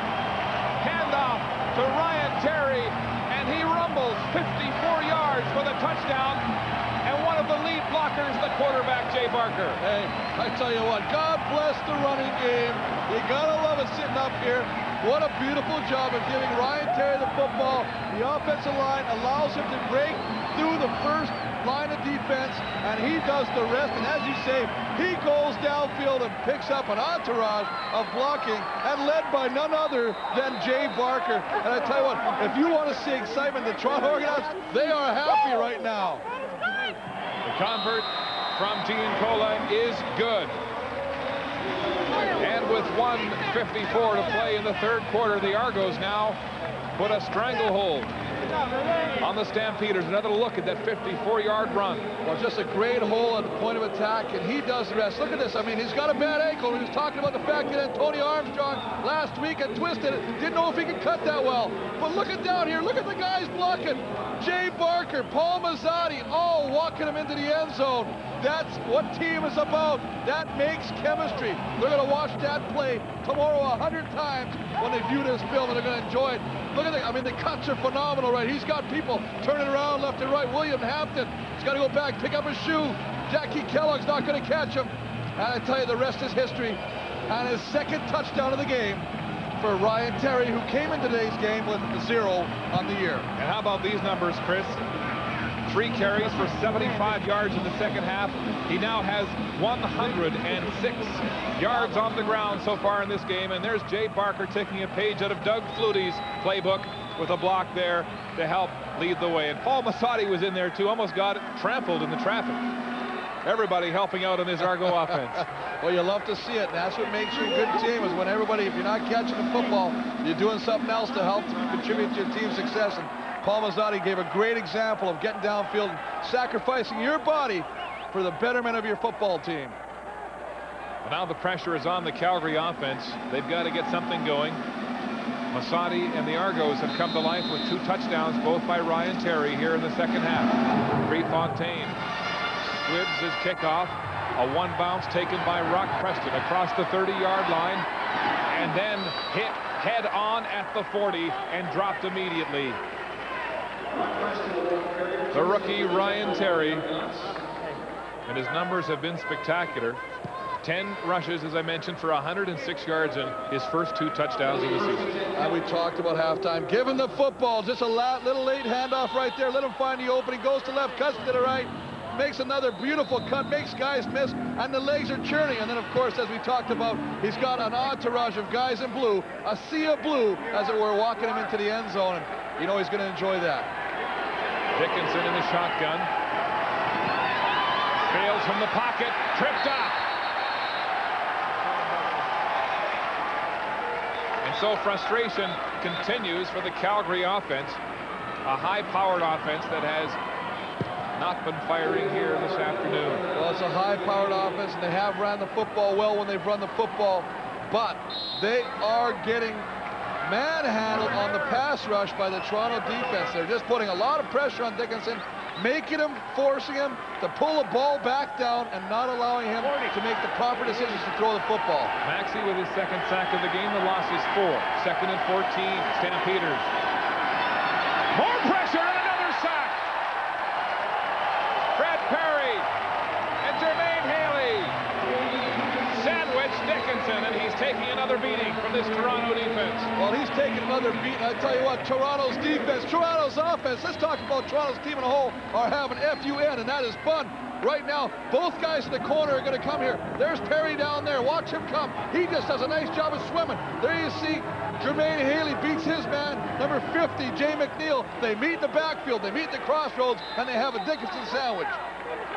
The loss is 10. And so Martino punts from his own 15. Adrian Smith back. Has it at the 45. Didn't look like he had 5 yards on that play, Chris. Well, he didn't have 5 yards, but I think right now you can see Dave Dickinson's very frustrated right now. He's not being allowed the opportunity to succeed right now. They're frustrated. They're saying, I got to get, you know, he's mad. He wants to get that football to people. He needs the time to get it to him. Right now he's not happy. He's going to, they're saying, what do we got to do to take some of the heat off us? Maybe they got to run a screen pass.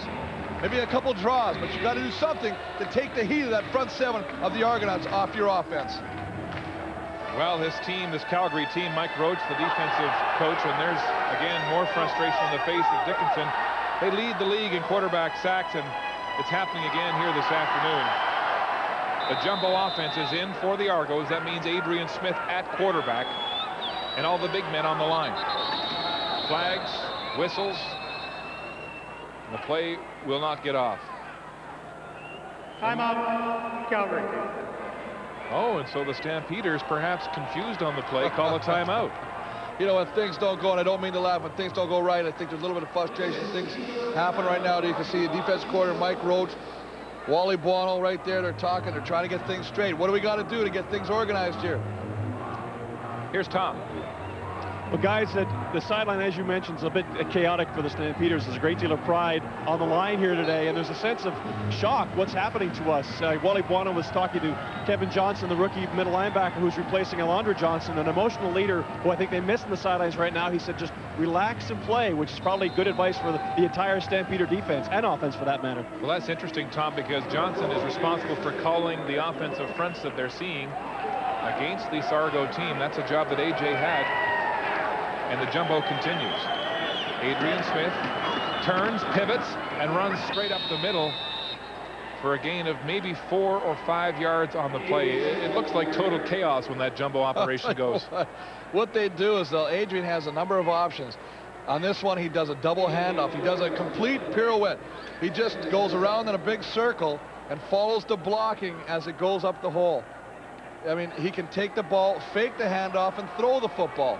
He's thrown passes to Roger Dunbrack. He's handed the football off to Demetrius Maxey. He's handed the football off to Jermaine Haley. This is a very diversified, very mysterious type of formation. Well, it's 2nd and about 7 now, and the jumbo offense stays in. This time, it's a roll right. Adrian Smith is sacked. That's Jason Clement, the third-year man who is getting his break, his start at the outside linebacker position after the injury to Alondra Johnson. Kevin Johnson moving to the middle, and Clement strong on the outside there. A 6-yard loss. And the Argos will turn it over with a punt at the quarter as we get ready for the fourth. It's 24-5. The Argonauts in front of the Stampeders on the strength of Ryan Terry. Back at the Sky Dome, where Ryan Terry has rejuvenated the running game for the Argos. 2 touchdowns here today. His first 2 touchdowns, and the first 2 touchdowns ever by a running back. Burris is the only guy, the fullback, with touchdowns on this team.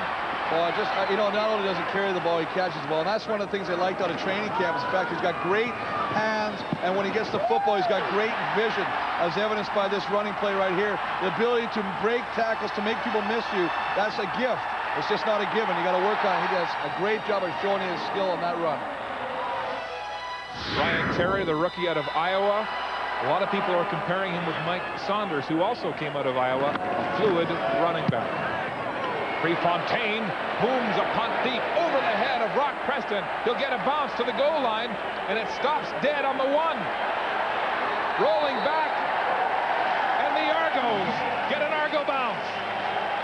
What a punt. Rolling out at the 2-yard line. And so again, this Calgary offense, frustrated today, will have to start deep. Well, I think you hit it on the head. I don't think there's any better way to describe the way that ball bounced over.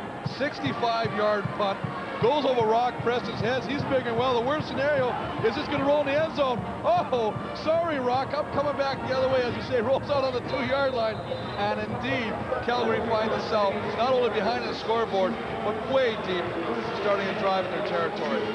Prefontaine owns the longest punt in the CFL this year with 88. That one, as you mentioned, 65, and the Argos now trying to run out of their end zone, or rather Calgary.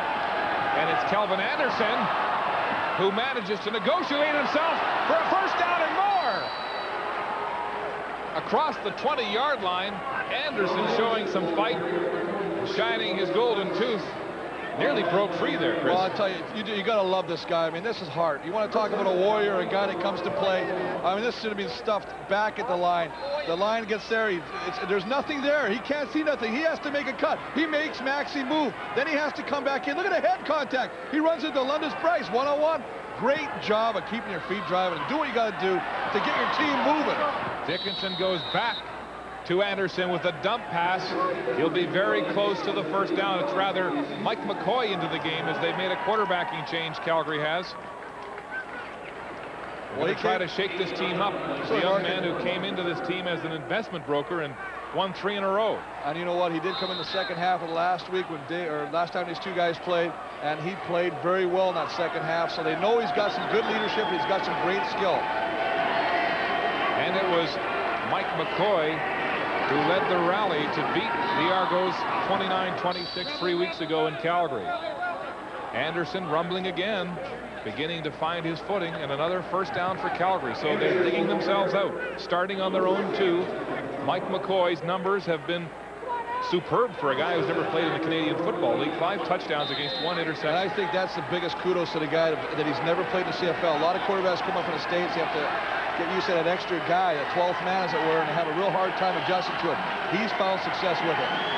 All right, he'll have the fourth quarter to try to bring Calgary back. Complete to Rock Preston, right at the line of scrimmage. And the Argos fill immediately to bring him down for little or no gain. Well, they fill immediately, but the biggest thing about Coach Jim Barker's defense and Gary Echeverry, who's the defensive coordinator, is their team speed. They've got phenomenal team speed. There's nobody there all of a sudden. There's 1 guy, 2 guys, 3 guys, 4 guys. The whole team comes over. They're taught. They do drills in practice. They'll throw the ball, and they all have to run there and tag it. That's evidence on that play.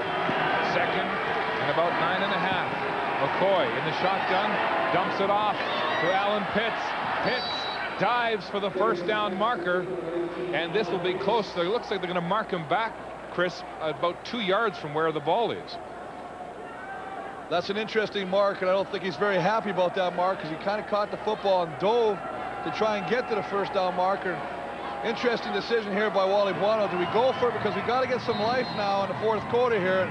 Just a little dump pass to Alan Pitts. We haven't called his name much today, but I think you got to start getting the football to this guy because he is a man that will make things happen for you.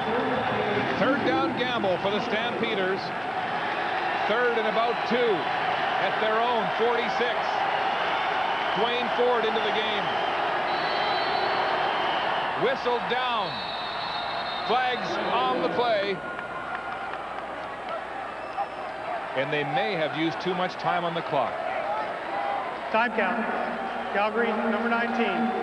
Third down. Well, that's where the 13th man or the fans come into play on that play. They're very boisterous, very loud. Jay Barker is calling out play. May have been audibly checking to another play. Unfortunately, you only have 20 seconds to get it off. And that's just a very unfortunate for their offense to get a time count because now they have to punt the football away. On third down, you don't lose it down, you lose 5 yards, so that made it 3rd and 7 as Martino punts it away, angling it for the sideline. Pinball Clemens takes it on the run and then is forced out at about the 31-yard line. And so good field position for the Argos as they go back on offense, and what looked like a promising drive by Calgary falls short on a time count violation. They had been 2 for 2 on third down gambles, Chris. Well, this is going to work out to Calgary's. Number 38, first down. Toronto's got a holding penalty, so they're going to be pushed back even farther. Now it's going to be up to Calgary to hold them, get their offense ball, get it back from right now, and they got to get some points on the board. Well, the word on Dave Dickinson being replaced is not a health issue, although his long-term health may be the question because he's been getting pounded by the Argos defense. Coach Wally Buono simply wanted to switch up, much like Jim Barker did with Kemp and Barker in the first half. So Mike McCoy, who's a big, strong fella, comes in to take over a quarterback, light a fire, but also perhaps give Dave Dickinson a bit of a rest. He's taking a pounding today, guys. Argos, though, will have the ball at their own 15-yard line. Play action. Barker will run. Has some room. Puts his shoulder down and is close to the 25-yard line. Challenging Marvin Coleman on the corner. Nice job of Jay Barker. You know, getting back to Dickinson a little bit, though, I mean, here's your #1 quarterback, and this is the second week in a row this Calgary offense, which is supposed to be ranked #1, has not scored a touchdown from Dickinson through the air. He's thrown 2 interceptions last week and 2 today. So he's really having a little struggle near the end of the season here. Second and about 2.5 for the Argos. They'll stay on the ground. Ryan Terry has the first down. Kevin Johnson, the tackle for Calgary. Back down to Tom. Mark, I was talking to Ryan Terry on the Argos bench before going in for this series and asking him how to explain this great performance, and he said Coach Jim Barker had told all his players to be accountable. He felt that last week against BC, too many players were caring about their teammates instead of their own jobs. He said, focus on your job, and you can take care of the matters, and Ryan Terry and the Argos have done that today for Jim Barker. Well, Jim Barker says he wants his quarterback to play within a structure. The quarterback, at least the offense, shouldn't have to depend on him to win games. And now Barker breaks a tackle, and then one hops the ball to Paul Masadi, who looked like he was open just across the first down marker on the sideline. Well, that's a nice job of Jason Clement staying at home, not getting fooled by the bootleg. He's just going to fake it, little play action pass, pull it in Ryan Terry's stomach, take off to the outside. He's hoping to get the outside, but number 6, Jason Clement, stays at home. Almost wraps him up, but forces to the outside, and Jay Barker unfortunately skips the football to Mazzati, and he did have him open and could have kept it moving. Clement getting a great chance to play in this defense. Broke a finger in training camp, then pulled a groin in midseason. He says, or at least Buono says, he would have started had he not been injured. The handoff to Ryan Terry, up the gut, and another flag is down.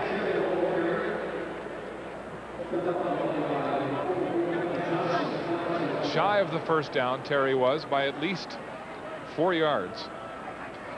Here's the call from referee Glenn Johnson. No, it's going to go against the Argos, and now he's conferring with Calgary. It's definitely a holding call. Holding. Toronto, number 68. Penalties decline. Third down. Steve Salter, the third-year man out of Ottawa U, cut for holding, Chris. And a smart decision of Calgary to decline a penalty, because Don't put them back. Give them another opportunity to run a play. Put it back. Get their offensive ball right here. You see right there. There he is right there. He's just hanging on, hanging on, hanging on. Doesn't let him go right there. The referee, the line judge, just throws a flag. Line drive punt taken by Marvin Coleman at the 38 across the 45-yard line and just shy of the 50. And so the Stampeders, with Mike McCoy at quarterback, will scrimmage with good field position here in the fourth.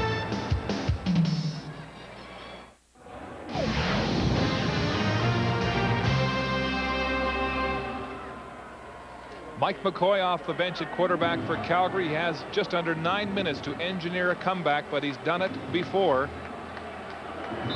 3 weeks ago in fine fashion against these Argonauts. 8:50 and the clock ticking. McCoy with time. On a rope to Travis Moore, and Kelly Wiltshire makes the tackle. This was the scene 3 weeks ago with a minute to go in the ball game. Mike McCoy at quarterback for the injured Dave Dickinson, going deep to a wide open Marcus Dowdell. That shocker set up the game-winning touchdown in the final seconds as the Stampeders came back to beat the Argos 29-26. McCoy bobbling the shotgun. Nearly intercepted, but there's a flag on the play, and it might be pass interference as Danielson is protesting at midfield. Well, good call, Mark. That's exactly what's happening. He was knocked flat on his pattern route, and he's complaining that he's been interrupted with the way he was running it. Illegal contact on a receiver, Toronto number 26, first down. Kelly Wiltshire, yes. Nice job of calling it, Mark. You saw it like the eagle eye you are. You know, speaking of comebacks, McCoy ended his college career by throwing a game-winning touchdown in the final minute of the Freedom Bowl to beat the Arizona Wildcats 16-13, playing for Utah. McCoy will go deep, wide open, Travis Moore! Oh, no good! What a comeback by the veteran Donald Smith, because Moore was open, the ball was thrown late. That's something we talked about earlier, that I felt that they really had to stretch this defense, go deep, see if they can get a break. They had Travis Moore, they had him open earlier today, couldn't get the football to him fast enough. Same situation, he's wide open, he wants the ball now. The ball, because it takes too long to get there, Donald Smith, the savvy veteran that he is, closes on it and eliminates that from being a big touchdown for the Calgary Stampeders. And so it's 2nd and 10. McCoy in the shotgun. Will roll. Pressure now from Perry. And he's out of bounds. Makes the throw. Is it complete? They're saying it's a complete pass. And a first down. It looked, though, like he may have stepped out of bounds, I'll tell you what, when you got a big man, and this Mike McCoy's no small guy, he's 6'3", 205, and all his momentum as he's being chased by Fred Perry is taking him out of bounds. As he runs out of bounds, he looks down, sees it, and throws the football. Look, his feet are right there. They're not out of bounds as he throws the football. He's in the air. Nice call, nice job, moving the sticks. Looks like an NBA play. Crowd doesn't like it, but it's a completion and a first down. McCoy stays in, open. It's Cummings, and another first down as he goes out of bounds at about the Argo 19, and so McCoy's got them marching. Well, I tell you, the composure thing is unbelievable. We've seen it last week when Jay Barker came in for Kemp, but Mike McCoy, this is the second time we've seen him come in.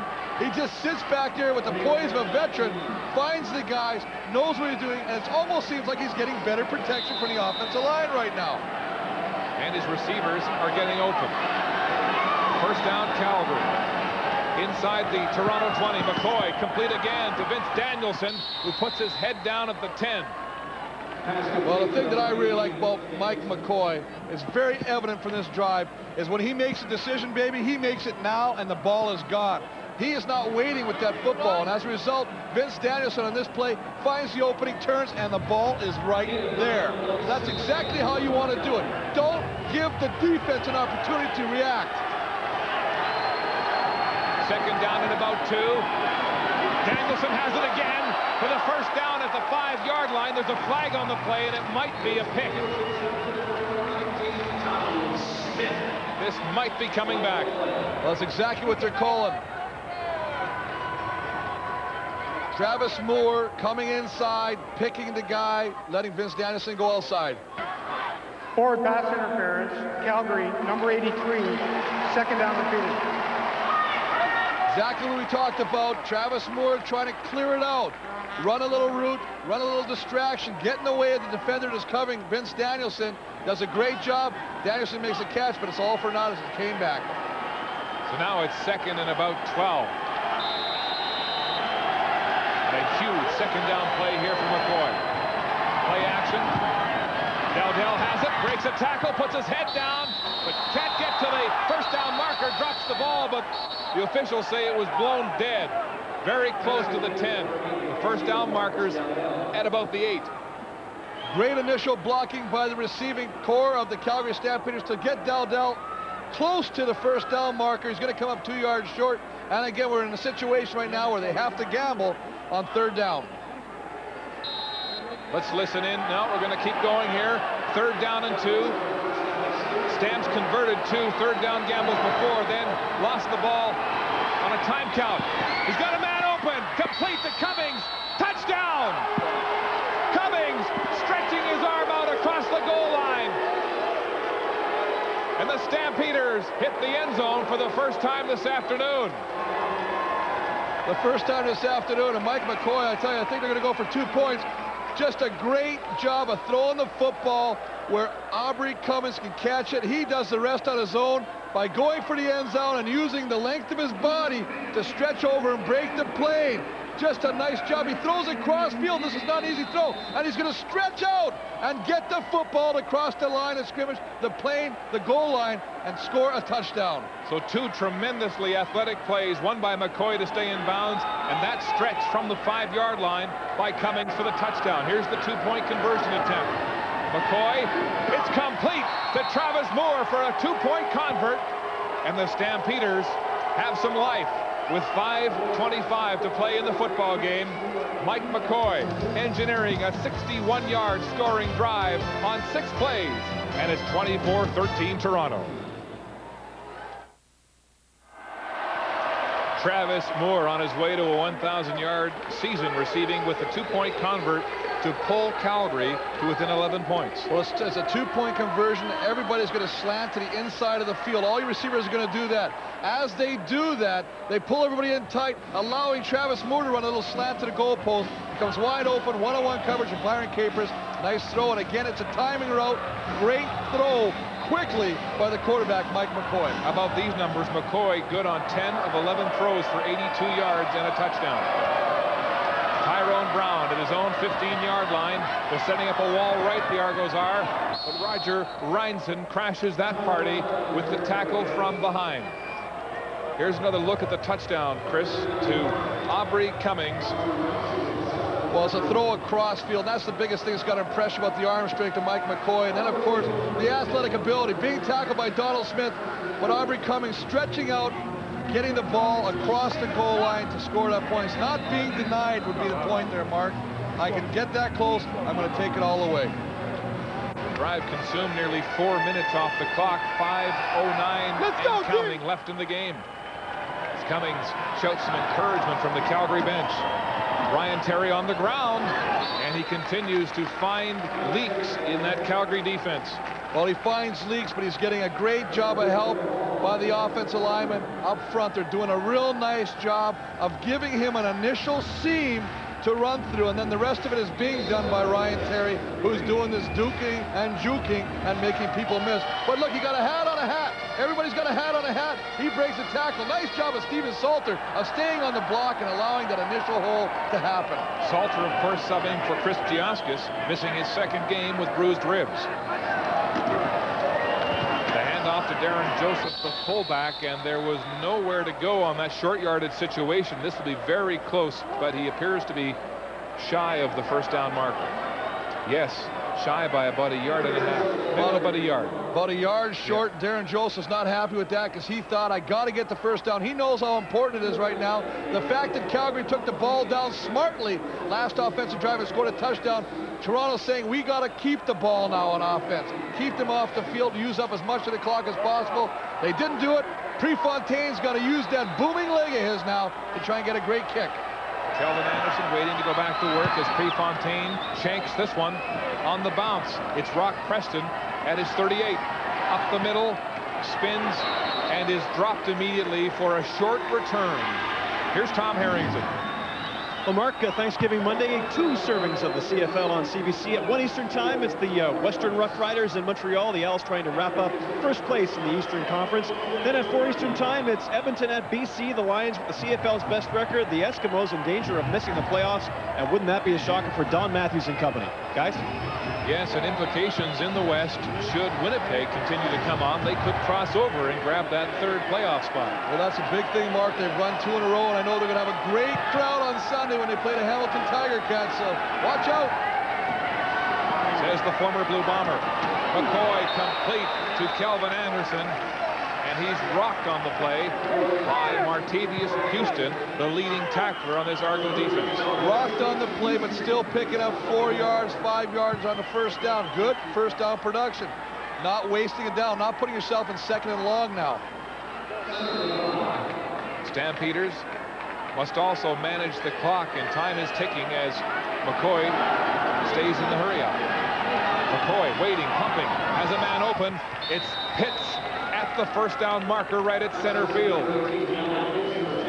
Well, it's Pitts making the catch, and I mean, this is a veteran, this is savvy, this is experience of shielding the ball. If you want a better description, I mean, he just catches the football, he curls almost in a fetal position, takes the ball, knows exactly where the first down marker is.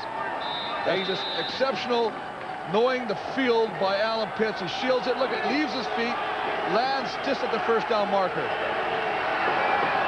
3 minutes to go in the game, lots of time in the CFL. McCoy will run. He'll slide for a short gain, maybe 3 yards on the play. Well, nothing to do right there, but I tell you what, he throws the ball well, but for a big man, he runs ugly.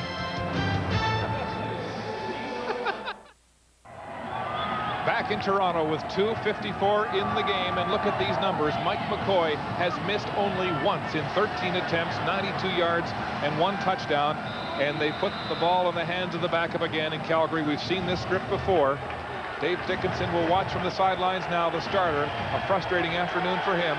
McCoy, though, with a huge passing situation. 6 receivers, 2nd and 8 at center field.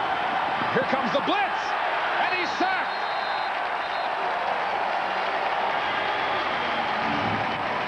I'll tell you what, Mark, I don't know if you heard that on your TV sets at home, but there was a train whistle coming, because I tell you what, they just came. Fred Perry and company are just rolling right over. Look at this. They just get on Ray and take him back. That's a big man. 99 Jermaine Haley. They're just pushing him right back like that. You've got to give your quarterback some protection.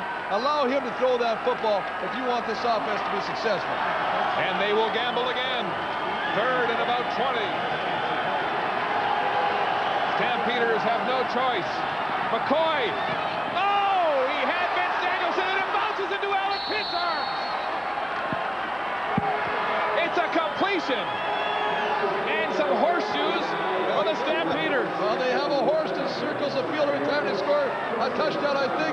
Alan Pitts stole one of those shoes off one of those horses, because that was a great play, I'll tell you. You look like it goes through Danielson's, deflected by London's Bryce, right to Alan Pitts, who catches the football and keeps this drive alive. Wow, look at that. Look at the hands. Great reaction by Alan Pitts to keep his team's hopes alive. The league's all-time receiver, the leader, with a 23-yard catch there. He could catch an egg from a balcony with those hands. I'm telling you right now, they're soft. He just cradled that football like a baby. But wait a minute, there's a conference now at the line of scrimmage. The ball looked like it bounced laterally It looked like it was caught before it hit the turf. Jim Barker anxious. He's seen this before. Stampeders coming back 3 weeks ago. Winning 29-26. Here it is again, Chris. Well, you can see it just goes off. No, it's not really hit by Danielson. It's deflected by Alundis Bryce. It should be a catch. A lot of times what they're looking at is to see if your own player deflects the football. If it hits your player, goes to one of your teammates, they may call that not good. But this one right here, that's definitely deflected by Alundis Bryce, a safety to Toronto Argonauts. That's a catch. Now the officials trying to straighten it out. Looks like they've got it settled. The ball is staying at the Toronto 42 with 2:11 to go. And the play will stand. A good call on a great athletic play. McCoy with ice water in his veins. Will pass again, deep. Moore's there, it's intercepted. Adrian Smith with his third pick of the game. Still going across the 20, waits for some blocks to the 30-yard line and finally down at the 31. Well, a backbreaker for the Calgary Stampeders and Mike McCoy, who's played so sharp there at the quarterback position, goes deep to Travis Moore, and it's just the ball hangs up again, allows Adrian Smith, who has just made a habit today of coming back with key interceptions. We saw him do it earlier in the game off Vince Danielson. We saw him do it off Marcus Dowdell. Well, ladies and gentlemen, here he does on the other receiver, comes over and steals it from Travis Moore. So he's got his own little highlight film going today. His third pick of the game, his fifth for the season. And Adrian Smith snuffs out the Calgary drive. Theatrics here in the fourth quarter. Barker will stay on the ground, handing off to Ryan Terry, who seemed to stub his toe on the turf and lose his footing. But Adrian Smith, a red-letter day for him. Well, the thing is, he's been all over the field and making great plays. I mean, those are just great athletic interceptions. Coming back, stealing the ball out of the receiver, deflecting the ball and catching it after, as he did on Dowdell's interception. I mean, he's just putting on a one-man show as a cornerback in the CFL. Boy, he's saving Toronto today. Barker trying to run the clock down. Hands off to Terry again, and there's nowhere to go. And so a punt situation with 1:23 to go in the football game. And Calgary trailing by 11. The thing, you know what, now, I mean, you know, they're playing a little conservative on offense behind the ball. They really want to get a first down here, Mark, to kill the clock. Effectively, they can kill the clock. But the problem is now they got to punt it. Mike McCoy with 1 minute and 23 seconds, depending on how much time they get when they actually take over an offense after this punt return, has time in the CFL with the stopping of the clock to put a major on, a two-point conversion, try a short kick, and maybe go in. So that's what it amounts to. A touchdown, a two-point conversion, and a field goal will tie it. And of course, Marvin Coleman, you know what he can do when he gets a punt. He can take it back, as he's done twice against Winnipeg this year. Coleman back, flanked by Rock Preston. Another shank kick to Coleman at the 45-50. Great field position to center field, across the 50 to about the 47-yard line. Chris, let's update your game notes from the start. Well, there's some things we talked about. We talked about Calgary's offense spreading the football around. They didn't do that. They didn't eliminate the big plays. They played pretty good. They did some good things. But Terry, a big run, obviously, was a big one. Of course, the catching, good job of that. For Toronto, no costly turnovers. What I like what they did is they didn't turn the ball over in the second half. First half, though, they did that. And they shut down Anderson because a lot of these yards here were in the second half. 52 seconds to go in the game. McCoy stands at the Toronto 53. Back to center field, rolling. Complete to Dowdell, who steps out of bounds and stops the clock with 46 seconds to go. What a day for Adrian Smith, quarterbacking the jumbo team, but more importantly, the ball hawk on defense with 3 big interceptions. Huge athletic moves. And look at the closing speed on that pick to snuff out that threatening drive by Calgary. And so this secondary, which had been criticized for giving up the big plays, makes them in this game. Here's McCoy. Lots of time. Sidearms it. Cummings has it. Very close to a first down at the Toronto 37. 39 seconds to go. 39 seconds to go. Aubrey Cummings tries to stretch out and get that first down marker. They're going to stop the clock because they're going to have to bring it in for a measurement right now to see how close they actually are. And if indeed they do have that first down, but it doesn't matter if they don't. You know they have to go for it. They will go for it, even if it is short. Wally Buono gesturing to George Cortez, his offensive coordinator, to keep the hurry up going. Keep this team going fast because time is not on their side.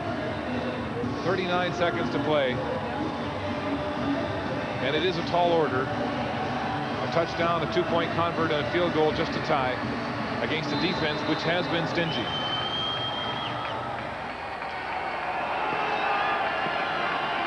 McCoy in the shotgun. Caught running. Time. It's complete to Cummings again. Stays on his feet for the first down. But he used up 10 seconds on that play.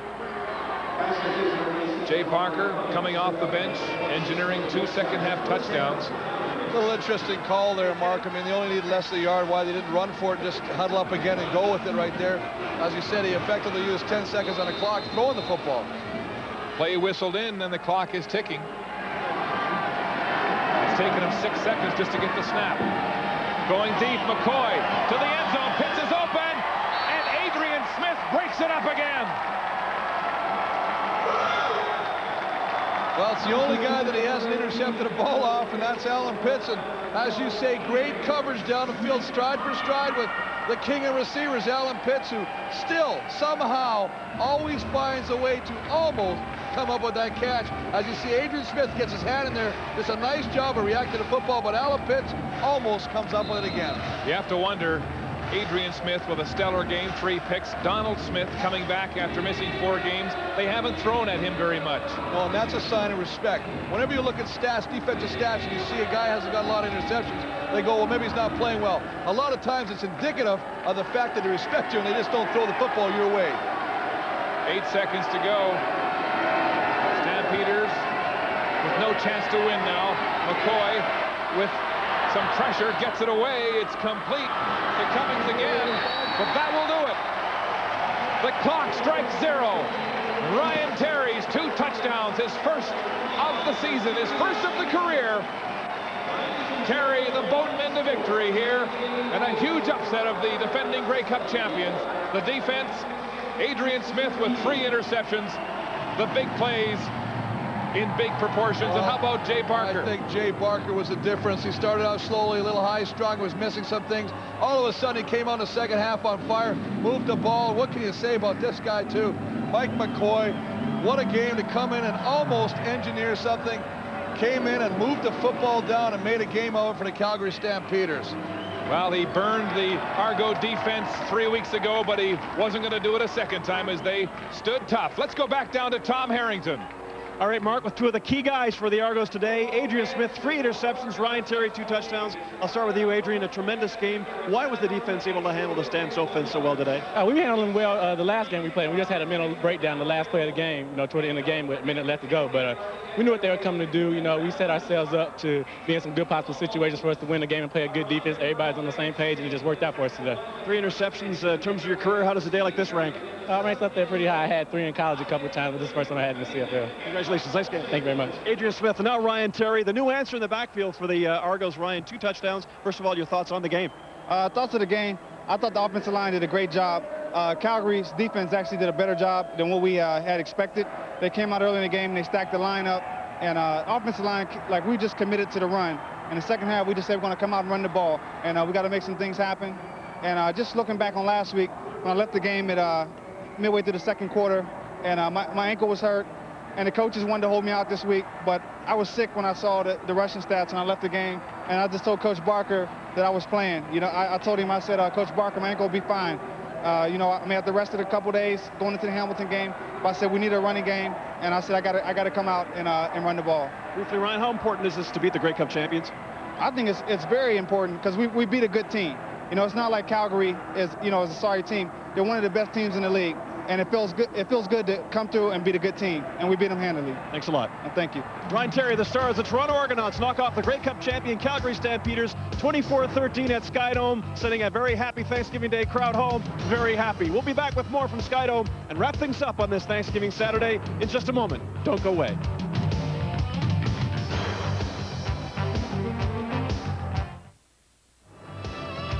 The Toronto Argonauts avenged that terrible loss against Calgary late in September and come away with a 24-13 victory on Thanksgiving Saturday. On Thanksgiving Monday, 2 servings of CFL on CBC at 1 Eastern is the Saskatchewan Roughriders in Montreal to take on the Alouettes. The Owls trying to clinch first place in the Eastern Conference. Then at right 4 Eastern time, right after that one, it's Edmonton at BC. The Lions trying to wrap up first. Edmonton in danger of missing the playoffs. Doubleheader action on Hockey Night in Canada. Battle of 2 undefeated teams. Toronto goes to Ottawa. Also tonight, another all-Canadian matchup. Montreal to Vancouver. St. Louis at Edmonton. At Skydome today, it was Ryan's hope. Ryan Terry and the Argos over the Stampeders. Thanks for watching. So long from Skydome.